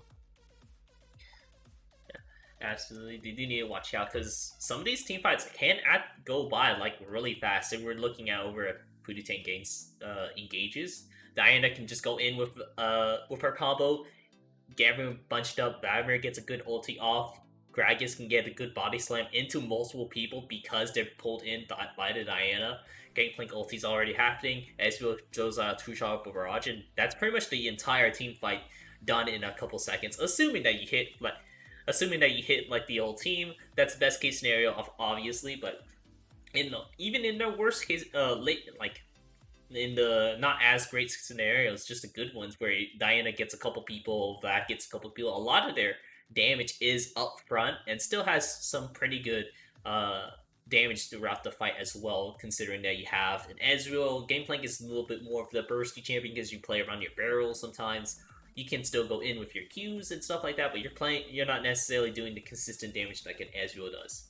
So it's a lot of upfront damage from Pooty Tang, which I do like to try to just overwhelm Pigs Might Fly in some of these engages. And that's definitely something to watch out for. And just going in general, there are two of the newer pickups in the jungle with the Morgana and the Diana. Both have kind of rose into prominence with this patch. Diana with a better 1v1, but Morg is also scary. I've seen a lot of Dark Harvest Morgs. I kind of want to see something else I've been hearing about from it, which is just Predator Everfrost. To give you way better ganks and just engage potential, run up, Everfrost them, ult them, root them. Pretty unavoidable, uncounterable combo unless you can blow it beforehand, but that's what Zon uses for. And I think that's probably just better than the Dark Harvest version, even though I haven't seen it myself. The theory crafting seems pretty sound to me. Also want to see if Set goes Conquer again mid. Probably fine. I still like Fleeter Phase Rush, especially into a champ like Vladimir, who you're wanting to be chasing down. You can't really let him kite you and keep you at distance. As we do finally get to load up in a game, and so we'll get to do your skin check. Yeah, doing a nice little skin check to look at all these skins. Obsidian Dragon set, nice one, loving it. Not going to be prestige, but we don't spend too much money on Riot Games here. And then Star Guardian Ezreal, gotta love it. Nice little anime boy right there. Alongside this little stealer, Vladimir. I do love the color concept with that skin. Yeah, and I think that the base Obsidian is better than the prestige version. Absolutely. Just in general, like the effects are so much cooler. As we get right into a pause. Huzzah! I would meme and say you gotta love it, but I'm tired of No. it. This is the third Yeah. one. Yeah. You mean it the first time, you sigh it the second, and you start preparing the riot mobs on third. Absolutely. I even got some snacks for myself, got some cuties, but I already ate them all during the first few pauses, so now we're into our third one. You want to go ahead and introduce this blue side to us since we're already paused right here? On the blue team is Top Knight Slushy representing Pigs Might Fly, with Cho'Gath in the top lane. Waterberry is taking Morgana in the jungle. Saigo Getsuga is playing Set mid. Robot Droid with Xayah bot, and Dulos with Alistair support. While over on the side of Pooty Tang Gang, you know them, they just won last game, and we're going to see maybe this is a 2-0 game, or maybe Pigs My Fly makes it into a 3-game series, and I play Silver Scrapes, going to be the Pooty Tang Gang. We got, in the top lane, we have Tulsa playing that Gangplank. We were talking about that in the plat chat earlier, where we were talking about Gangplank versus Irelia. Not going to be Irelia we're facing up, but in any case, it's going to be Gangplank in the top lane. In our jungle, we're going to see Dr. Wily playing that Diana, so we're going to be seeing a little bit of an edgy sisters matchup here. Whenever we're talking about sister champions, Tien in the mid lane playing that Vladimir, not a vampire, hemomancer. There is a difference apparently according to Riot Games. And then for the bot lane to round out our comp, we have Len and Dr. Siggy Wiggy playing the Ezreal and Gragas. Yeah, So, and while there isn't much to talk about, doing the rune check, I have a lot of complaints. Already mentioned the Conqueror set mid, Vlad has Phase Rush, she'll be able to kite you. Dark Harvest Morgana, so sadly no Predator. Dark Harvest is the more common choice, but I do think Predator's a good option. Top lane Grass for Cho'Gath. I personally think that you can go QMS Comet, or someone else I've talked to who's done the matchup likes Hail of Blades, which I could see working out pretty well. You don't get Grasp the most often on GP if he doesn't want it. If he is pressuring you aggressively, can get it off, but if you have Comet with QMax, you could even go into a more AP variant and kind of just one-shot him if he gets hit by anything. Pressure him more heavily, but that one does come down to a bit more preference on how you want to play the lane. So Grasp is a bit more fine than my opinion on a couple of the other runes, as after shotgun both supports. You do have Conqueror on Ezreal, that's pretty standard. Like the Phase Rush on Vlad always, even though I know mid usually goes Electrocute more, just to have a lot more burst potential. And all in, don't need that against Set, so Phase Rush is the best kite him. As we do once again just have split map spread out. Though we did see double back from Pigs for double sweeper, which is interesting adaptation that haven't don't see the most often. You see jungle do it sometimes, but I kind of like seeing the support do it too, for better early lane control and pressure. really. Uh, I'm personally not a fan of it just because you do lose out on those early wards. You have to make your support or your ADC do some of the warding then, just because you won't get your warding items sooner. But in any case, you do get a lot of this bush control because they can't ward up that bush to if the bot lane does happen to try to go a little bit aggressive, you get to keep a little bit better bush control over them on that. It's gonna be interesting to see. Yeah. I like it on Alistair just because I assume he's gone Hex Flash, as most Alistairs do, and I think all Alistairs should. And just with Hex Splash and not having vision of a bush just lets you threaten engages a lot, make them play a lot worse. Doesn't matter as much for Ezreal as some other ADs just because his range is kind of absurd and how far he can farm, and it's kind of hard to engage upon a Gragas as he does go in there. Not a lot that Alistair can do level 1, he's kind of just waiting for level 2 to have the ability to fight back. Yeah, he is looking for it. We're about to hit level 2, however, but man, they just keep going for it though. Yeah, I kind of don't like the Duelos kept stepping up to take the damage. Burned heal do trade back health efficiently at least, but he's kind of just been eating Gragas when I don't think he's had to, and that's kind of screwed up. Meanwhile, in the top lane, you do see the Cho'Gath in a bit of a bad spot as he's getting low while pushing into GP, who can now threaten him pretty heavily with barrels and keep him at a pretty hard point for Cho to deal with. Want to play the early levels a bit safer, maybe let him push in on you so you can just sustain through it and not put yourself in as much risk if he gets single barrel combo you to chase you down and kill you in the long lane. Yeah, absolutely. I mean, especially with taking Grassy and dying, I do see like playing a little bit back more so you can get your abilities. Because generally, if you want to get your grass spots, it's only going to happen if you land those ruptures, knock them up, so then you can get a free auto attack off Tulsa. Being the game, like also grabbing Grassy and dying means that he always has a bit of an advantage on that. So you need to try to play towards the points where you are stronger a little bit instead of trying to push in so much against Tulsa, but does stop them from rotating if they do often try to go for this top Skull Crab, which they also haven't done either. So it's a little bit of an odd one to go for, but in any case, top lane is just both out of just really low on mana now.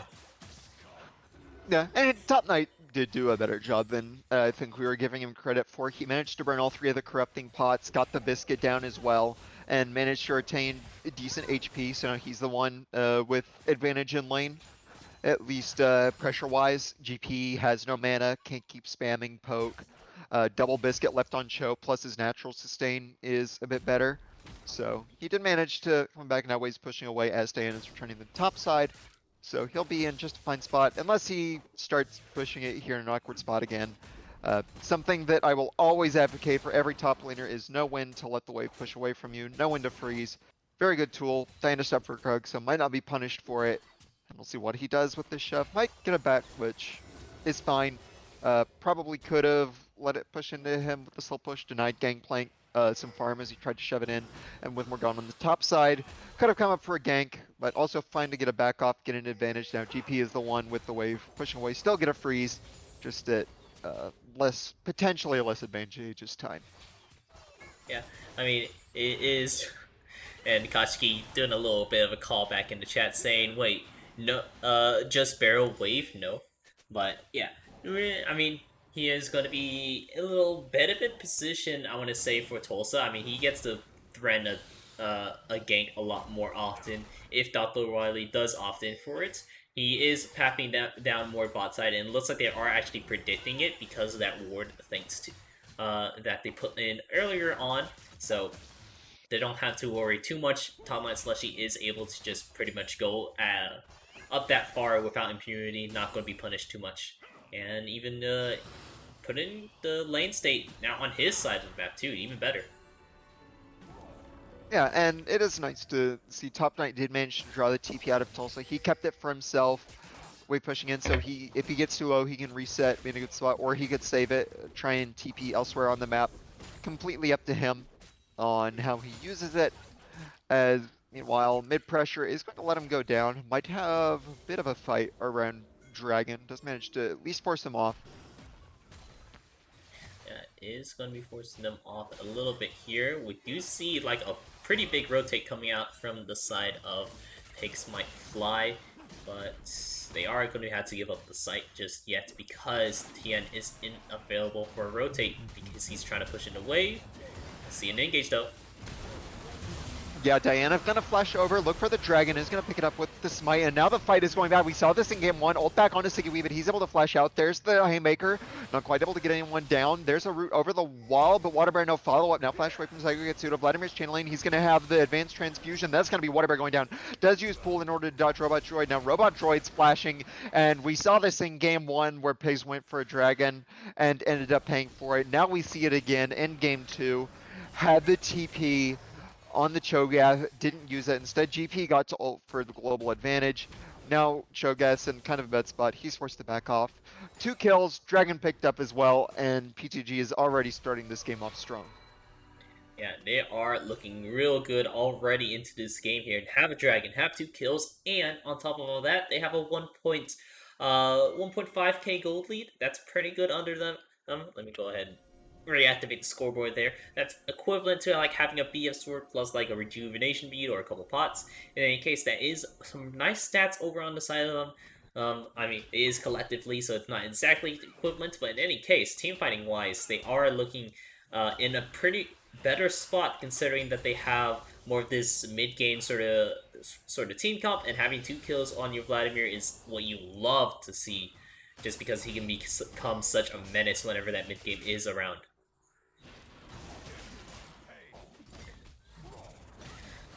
Moving on forward to this bot lane here, going for a little bit of engage. Dulos is going in for the engage, already igniting over on the Plien, and Plen is taking down while Dr. Sigwiki has been left alone. TP is now coming in from the side of Tien. He's looking to try to turn this around, but is stopped by Siego. Siego is going to be looking for a little bit more. He isn't able to get the Haymaker, but there goes there goes Saigo. Tien able to pick that one. I was about to flip that around. Yeah, that was just Saigo sacrificing himself for the ball lane. Really nice 2v2, able to get the double feather into the double Alistair combo, get him down. That was well done. Unfortunately, Saigo stopping the TP, walked a bit into tower, got chased down, and did save bot lane, but now that's a 3-0 Vlad with a farm lead about to hit Rocket Belt, I assume. And that's going to be pretty scary, so we'll see how they can do with that, but regardless, got 2 for 1 in the end, which is pretty nice. Got the gold lead at 1,000. Yeah, keeping it pretty much even for the gold lead wise, but we'll have to see how well this is actually going to be panning out for themselves. It would have been interesting to see if Tiana is able to go bot lane, if he would died there instead of Saigo, and when Saigo had to go under tower in order to stop that TP. But in any case, here Saigo is still having a little bit of a rougher time. I mean, these are both manless champions, so they aren't having the worst of times, but Vladimir definitely has the sustained bonus against Saigo, when considering that Saigo did opt in for the Conqueror rather than trying to go for like Fleet Footwork for a little bit of extra sustain, or maybe the Phase Rush similar to Tien in order to stay on top of him. Yeah, and it is going back to a bit of an even map state, besides just back to farming as we wait for next objective to come up. Did manage to have a nice Herald take for Pigs Might Fly. They're going to be able to use that somewhere to get a couple tower plates, I assume. That'll be pretty nice for them as Cho walks back top. He's in a pretty good spot now where he doesn't take all that much damage from the GP with the Steel Cap stun and is just able to kind of perma shove with the sustain. Mid is a bit of a problem, and that's kind of where things are gonna either swing back to Pigs' favor with shutting down or just keeping from impacting, or PTG are gonna be able to use it to kind of blow this game open with hyper carry Vlad. Hypercarry Vlad is quite a scary thing to worry about. So I'd be quaking in my boots if I was over on Pix by Vlad. But hopefully, it doesn't turn out to be that situation for them, and they get a little bit better for spot for themselves. Maybe get a hypercarry of their own. Maybe Saigo gets back into this a little bit better, not have to worry about this 3 and Vladimir that he's dealing with as of the moment. But in any case, we have Dragon spawning up here in about 30 more seconds. Some resets are being taken out here, which is good. Timing wise, you want to be able to reset around 40-ish seconds. Just so then when you cut back to Dragon, it's a little bit before the Dragon actually spawns, so you're ready if you need to be there for a fight. And whatnot, because it's always good to be on site a little bit early, get some vision down, so you know who's in, who's not. And now we actually see Cho'Gath walking down. Does have TP, as meanwhile Diana's in the bot lane with the double knockup. Here comes the ult from Xayah. She's going to try and disengage, flash away with the feathers through. Now Vlad is going to be able to proc phase rush. She's going to be able to run, but the knockup lands. That's going to be the root as well. He's going to flash, but still going to get CC, but no follow-up. They didn't look for him. Instead, he's going to be able to get away. Now Morgana's dead to the game point on the backside. Saigo does manage to get one kill back. Now top light trying to cut, but he does get slowed by the Gragas. The body slam's going to be coming up soon. Knockup is going to land onto 2, but that's a failed one from Siggy Wiggy, but the barrel chain is going to slow him, and that is going to be another 2-for-1 fight in favor of PTG. Yeah, another win for PTG is just going to extend this gold lead over for themselves. Another dragon means they're even closer to Dragon Soul once again, so it is quite an uphill battle for Pigs Might Fly right now. They're just moving really excellently right now over for the side of Pooty, Tang gang. You're looking over at Tulsa, he's still in the mid lane in order to keep clearing out some of these turret plates, really do well for himself, and pick up 2 kills for them is just doing wonders for them right now. You're seeing 2k gold difference, and we're already seeing our first mythic completed by Tien. Yeah, and one silver lining for Pigs is they did get the shutdown on Vladimir, so that does equalize basically the kill gold from it, as we are going to find a fight topside. Possibly seeing something. Oh, Water Bear accidentally uses the was that? He accidentally uses the Rift Herald, so he just summons that out of nowhere. So, unfortunate on that. Yeah. That was Alrighty. a thing. Definitely is a bot lane TP. Yeah, bot lane is TPing in. Here comes Tien. He's going to look immediately for Robot Droid, who is caught out of position, unable to actually travel downwards because he doesn't want to get closer to Tien. So, unfortunately, he is just going to get annihilated, and Tien moves up to 4-1. Yeah, that was a really nice TP from him. Can't really be looking for those bot plays without keeping track of the globals. And yeah, don't know what to call it, but an int from Waterbear, you just can't really be doing that in Diana's face when Diana is so strong and you're still working on your first item. And now Gangplank with the lead from that has his Triforce done. He's able to just kind of hard bully topside now. Top Knight, we saw him at the dragon fight. He walked there, had TP, wanted to walk down, take drag with Feast, then TP back up. Instead, they lost the fight, so he lost the experience lead in waves.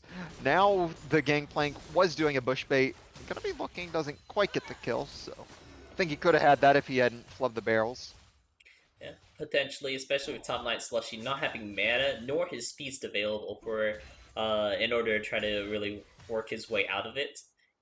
So no mana means that he won't be able to get a Q off or a silence, so would have been pretty hard stuck for him to get on out of there. But in any case, Tulsa not able to get the barrel, not able to get the kill. But here comes in the mid lane, Water Bear is trying to make something happen, try to take down this bounty over at Tien, but unfortunately Minion blocks the way, and Tien just heals up all the damage that Psycho does. And we'll see if they get heal cut a bit sooner this game. I mean, you still can use it for Vlad. GP has a bit of healing. A bit of healing on even Gragas. You can't let Vlad just eat those trades up like that. Heal cut isn't the best against Vlad because he can Q waves for sustain as well. And it's pretty good. But you do need something to actually have a potential to fight him. And with Stridebreaker, you can at least force on him when he has his advanced try to fuse up to potentially cut that healing. As now we're just kind of seeing all three lanes have swung to be in the favor of PTG. Mid's got a lead, top's got a lead, bot lane is starting to hit poke advantage.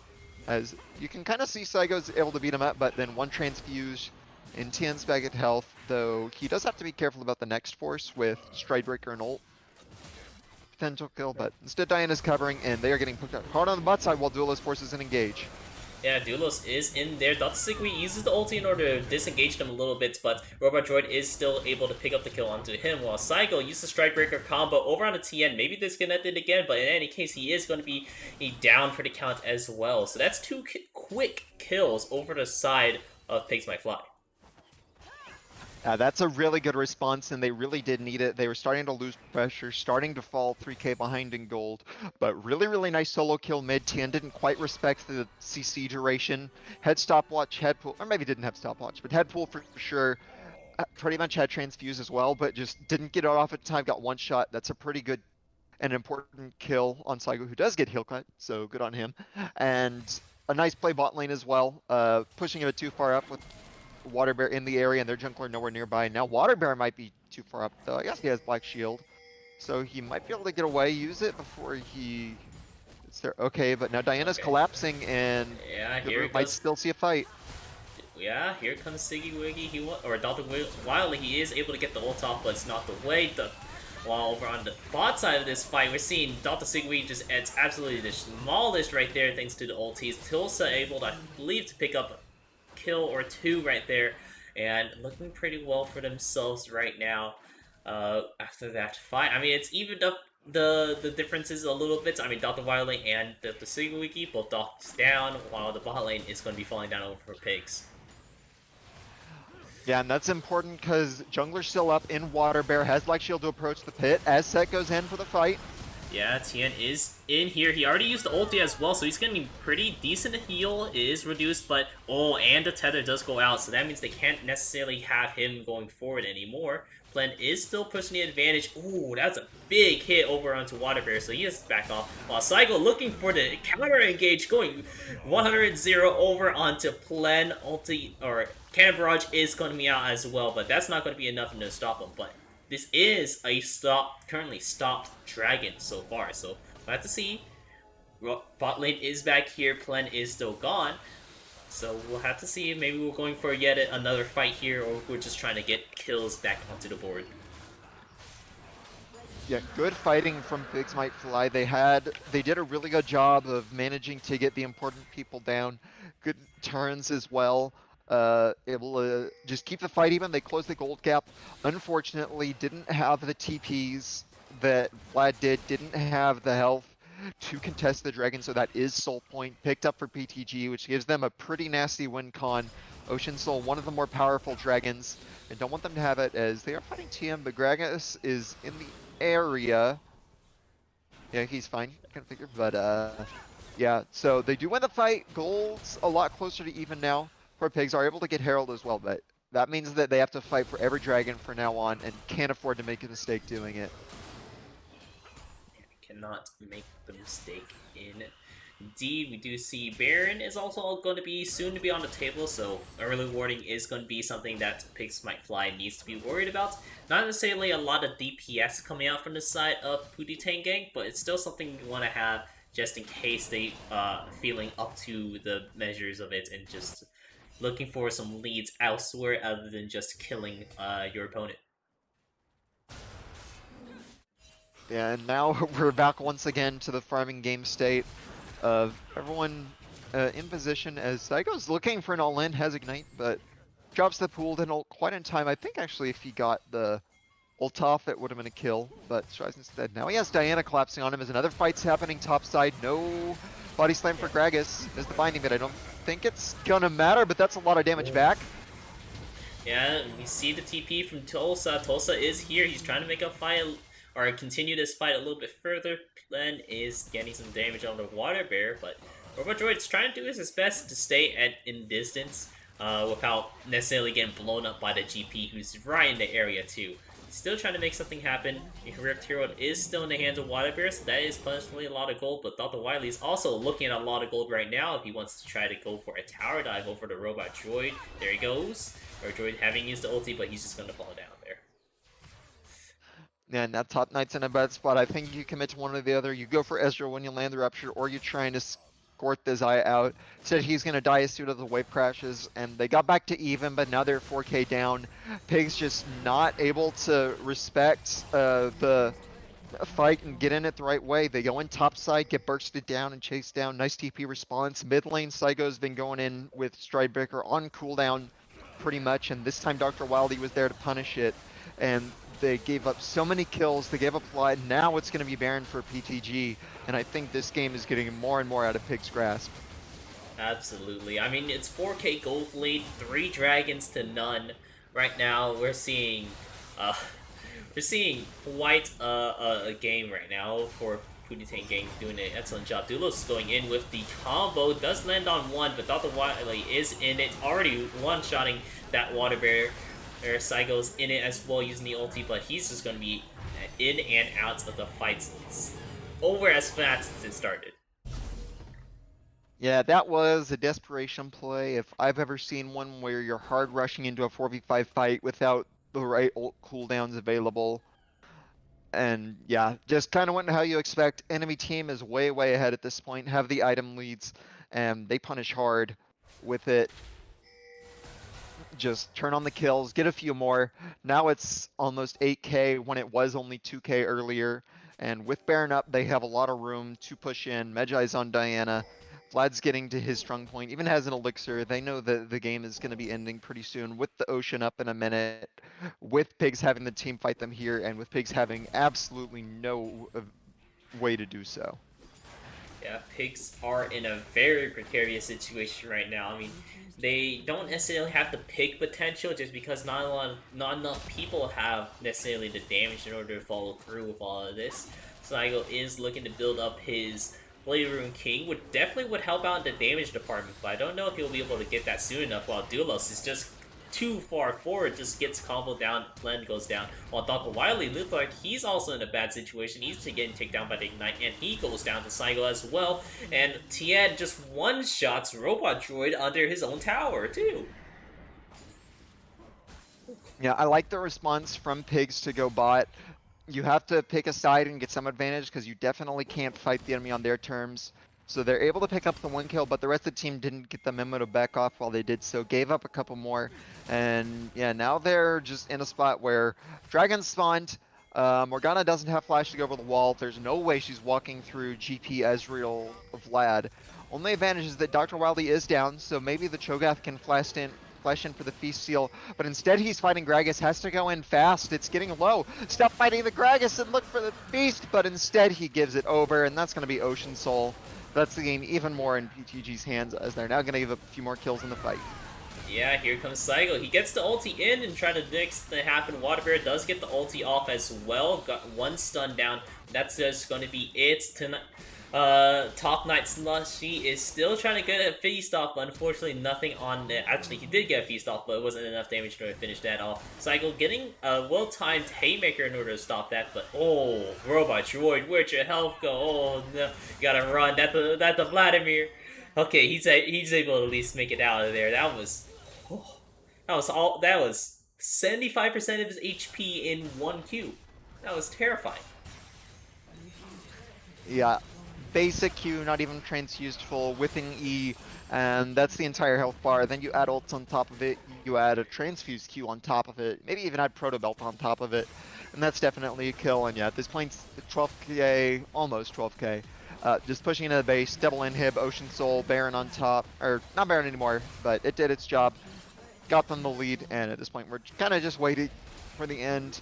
We'll see if Pigs are able to get a fight at 10, they're gonna try. Yeah, they are trying, but it's over before you can ever get a first word out. Tien already got blown up.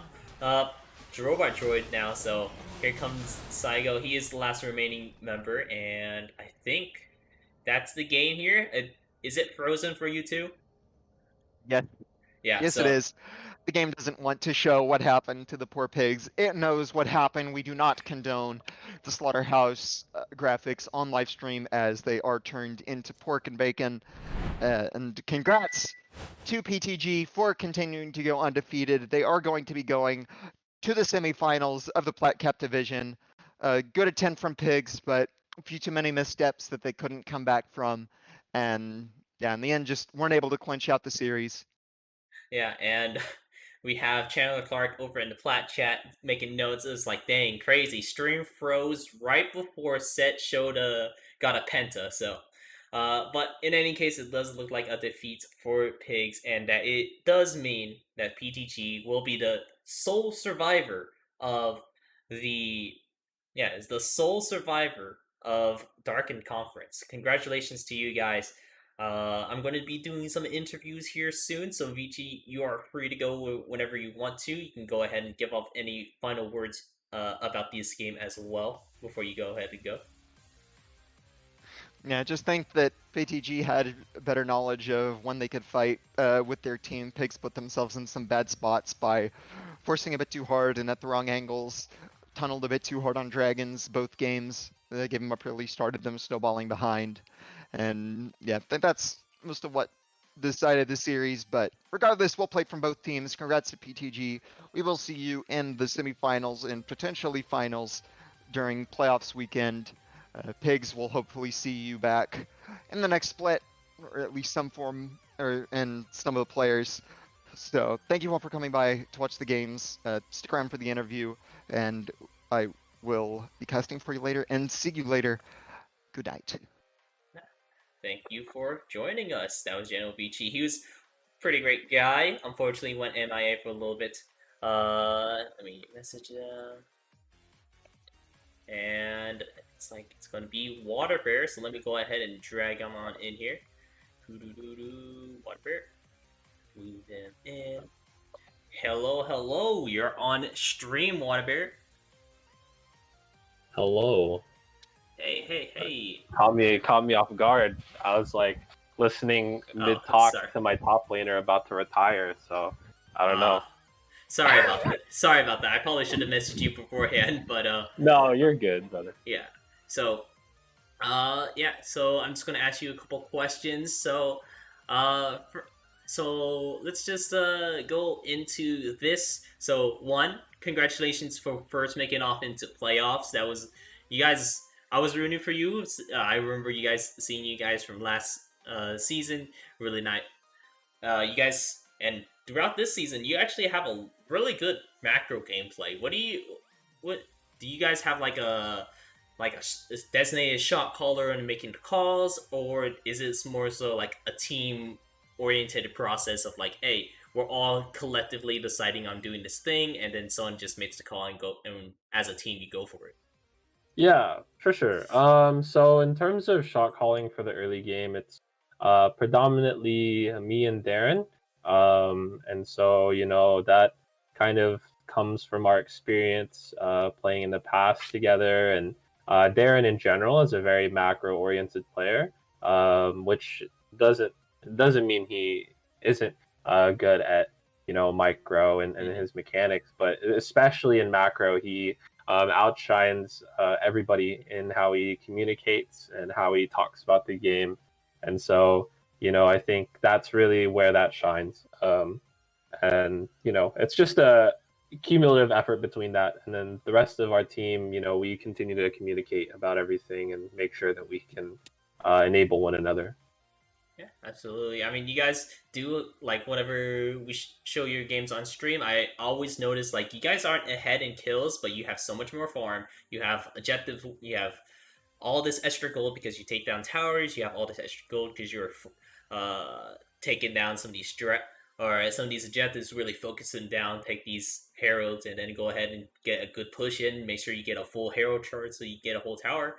But in this game specifically, what do you think like were the highlights and lowlights of you guys? What necessarily went right or what went wrong? Of course. So I think some highlights of our team is our very lighthearted nature. The only times we get frustrated is mainly through me, because I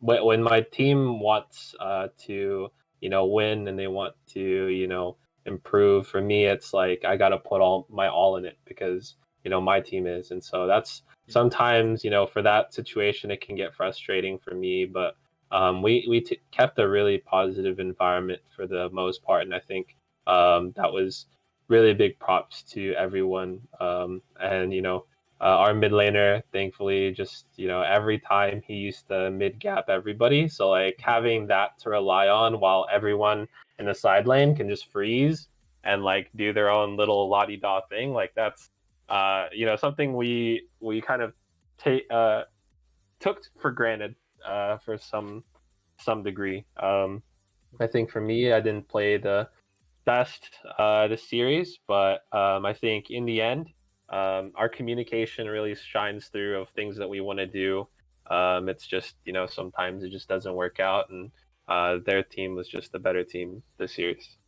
Yeah, absolutely. I mean, honestly, it was a pretty hard fought game. I think you guys did a really good job because you were going against an undefeated team over in the Darken Conference. They just play very well individually on an individual level, as well as just communicating around the map as well. So, it's just it's how some of the things go. But let's go ahead and talk about like who do you think was the MVP for this game, not just on your team but also on the other team. Like who do you think was like a big problem on their side, and what was something you guys could have played towards with you or on your team?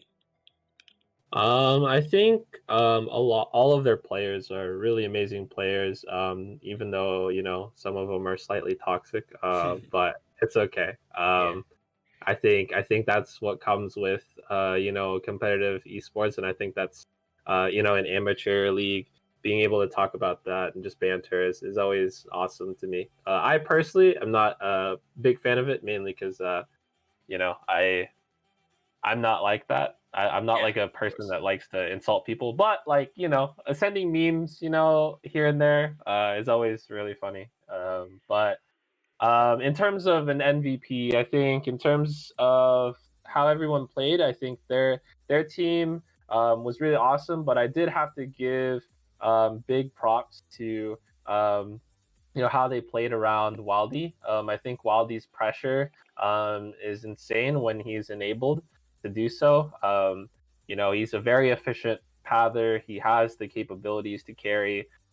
He has, and you saw that especially in the game one with his Hecarim just having the ability to cause pressure and his like laners enabling him to do that type of thing. I think was really really a highlight to me. And then this man also like smite stalled me, so that was a little sad, but I just he's the better jungler for sure this series. Yeah, and I mean it's no fault to anyone as well. It's just sometimes how it goes. Definitely a really tough challenge for you guys fought. But in any case, good job making it this far. I'm sorry you weren't able to make it any further. Weren't able to get your rematch against any of the other teams like Migos or any of Yeah. that. But hey, congratulations for making it this far, and hopefully we'll maybe see you on another team it is nice to have some of these lighthearted players as well. I don't personally take in the toxicity myself or partake Yeah. in it. I like watching it at the very least, just because like Yeah, banter. get the Yeah, popcorn out. Yeah, yeah. yeah. But Um, yeah, thank you guys for playing. Hopefully, you guys enjoy the rest of your was it spring? I guess right now. So hopefully you enjoy the yeah. rest of your night. A good spring, and maybe we'll see you again for another season of GRLCS. Of course, thank you. And before I go, I do want to shout out my entire team. They've put in a lot of hard work this split, and I think that coming in with an ADC that had no experience in competitive to come in to take on this mantle and to follow with us and slowly learn and be dedicated to learning is really something to behold. Shout out to my top laner. Literally every time we argue, we end up winning the game somehow. Like I don't know, like level before between like a minute 1 to minute 3, we're arguing. We know we're gonna win the game. And it's like, yeah. Anyway, shout out to my mid laner. He's an amazing mid laner. He has really good clapbacks. He's not inherently toxic, but it's really funny when he like clapbacks because he's he's built like set IRL. So I don't know. And then obviously my support with the Sensei squad kind of taking a break, having still people that I associate with to come back and to kind of create a team was an amazing experience. And hopefully we'll bring SQD back for the fall split. So we'll see, or summer split. Who knows? Yeah, who knows? I am always excited to see the Sensei squad how well they do. So, thanks for coming in, and have a nice night. Awesome. Thank you for having me. Bro. And now that was Water Bear from the Pigs by Fly, but let's go ahead and see if on the other side if they're ready. Yep. So let's just drag him on in once I find him. There he is. And hello TN, welcome to the stream. And so yeah, I can hear you just fine. A little bit quiet, but I can just turn you up. All right. Okay. So yeah. So first off, let's go ahead and introduce you.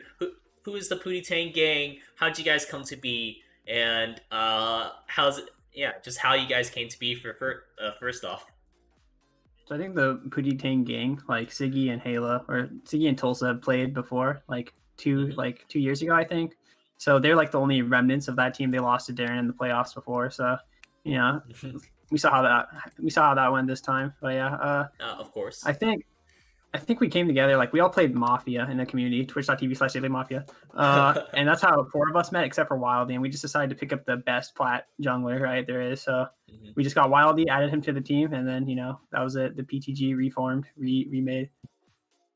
Yeah. Nice. Kind of reformed. Nice. So let's see. You guys were, with your pretty much stacked team that you guys have, I would say, because Dr. Wiley, great jungler, you actually really strong on the Vladimir. You nearly one-shotted the robot droid with 1Q. Absolutely insane to see on that. But you guys remained undefeated during the Darkened Conference, and but that does come with the caveat that you guys did get a pass by with depth cards being disbanded. Yeah. How do you think that game would have turned out? Because I was really hoping to see how that's depth cards versus PPG, because you guys were like the tie-ins of the Darkened Conference until they unfortunately had to disband from burnout. Yeah, DC is like, that was the biggest disappointment. We were kind of like just telling us, like, okay, maybe all the other teams in our league are just really, really bad, but we can play DC. And even though they don't know how to draft and they look like they've never seen like a League of Legends champ select before, we can still like play against their mechanics. Maybe that'll be a bit fun, but because they look like semi decent mechanical team, so it was pretty disappointing. I think we would have 2-0'd them, but a lot of that would be draft gap. I think like those guys did not really have the best draft. Let's say like they draft 5 AD into Malphite just thinking it's completely fine. I mean, they lost a game to DND, so that kind of tells you like something's not. But it would have been a 2-0, but it was fun because that was like a motivation. Like once we beat DC, we can undeniably be the best. But then they just dipped out the week before, so it was pretty sad. Yeah, very unfortunate to see there. And I did already ask Pigs about this, but what do you think the highlights and the lowlights of this match was? I mean, you guys really took off with the game with Dr. Wily just playing around him really well. But what do you think were like the highlights and the lowlights of this match, where you guys wish some things were a little bit different, and then other things you were like it couldn't have gone any better. Yeah, the first thing that popped in my head were the highlights was our team, the lowlights was their team. But if I had to go in a bit more in depth, yeah, we just played around like our massive jungle gap the first game. Like no, Waterbear seems like a wholesome guy, but it was a jungle canyon. It was not even close. So we got Hecarim. We predicted their draft pretty well. We thought that they wouldn't want to go for the Karma on their own, so we got to pick the Karma Hecarim, and we just ran through them with that. And then the lowlights, I think we died randomly a bit, but when we were dying, it didn't really matter. Our AD carry just flashed in because he gets bored playing against like the lower tier teams, so he just wants to like go for highlight reel plays, because it's just like he's playing against Robot Droid, right? Like he needs something to fucking go on down there. And highlights were just us, and they were just pretty low light, Oh, dude, it was so funny. For like 8 weeks, we just talked about how their fucking mid laner, like, just put him on set. He thinks the champ's good. He takes Ignite, and then he just wins lane, and he's like, "Oh, I'm so fucking good, man!" And he just gets outscaled every game. It's actually hilarious. Also, Darren, dude, you cannot run in a straight line versus Everfrost. Like, come on, bro. Sorry, that was a little tangent, but I mean, I don't want. I don't want to beat a dead horse, but a horse is probably too much of an intelligent animal to classify their team as. Probably like a dead sloth. Dang. All right. So, and then overall, who do you think was the MVP for this game? I mean, like, I do. Yeah, just MVP for this game. What do you think? Or for both this matches. The series. Yeah. I think just probably Wildy. Wildy just played pretty insane both games. He just takes his Diana, like, just hits different, man. Like we had the draft. I had the draft plan, right? Like I knew to ban those 3 champs. They're gonna, if they first pick Morgana, we get Diana Vlad's pretty much over from there. Diana just has a good matchup into Morgana. Apparently, I think it's just because Wildy is so much better than them that like it looks like that. But I'll take it, either time. So yeah, it's just I'd say Wildy for sure. He's cracked, man. Absolutely. And then so any last words you want to say? I mean, how does it feel that you guys brought it up and showed that Darken was just a better conference tonight? Really just that you guys are just it's funny. Yeah, they were talking about conference gap, but I mean, Pigs was like beating all their teams for a while, and we were already 6-0 against them in scrims, playing like Master Yi and shit, just making fun of them. So I'm pretty sure maybe it's a conference gap for the rest of our teams, but we're just gonna come in like just 4 more games, finals 1, like that's it. Yeah, and then I guess one last thing I want to say: who do you think you're going to go against when it does come to the finals? If you do beat out in the semifinals, who do you think it's going to be? Who do you think has the best chance? I honestly, it's like a coin toss. I want to say Mingos just because they draft better, but some of their players' mechanics are just so fucking bad, man. No offense, Nathaniel, you seem like a funny guy, but your Vayne, it was so bad, man. If you're playing against any like actual human beings, not UCI, you would have just got fucking destroyed there. Like the Tulsa Nathaniel gaff is just too insane. So I think I'll just go with whoever else plays, ROK, or I think ROK is the second best team after us, but AOECC Mingo should be close. All right. So hey, thank you for coming on the stream tonight for the interview. Good gains. Congratulations on winning that quarterfinals, and hope to see you do pretty well when we go into the semis and hopefully the finals. Yeah, thanks. We're just here to have fun, guys. Thanks. Yeah, absolutely. Keep it wholesome. Yeah, I mean, just a little toxicity is never a bad thing. It brings a little bit more fun to it, Yeah, it brings more fun, guys. It's all jokes except for Saigo. You fucking suck, bro.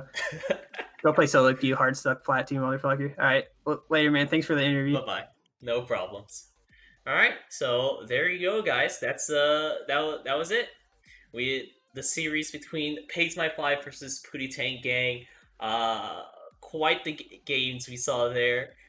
Congratulations to both teams for one making it into the quarterfinals. I do want to say that once again, but congratulations especially to Pooty Tang Gang for making it out here.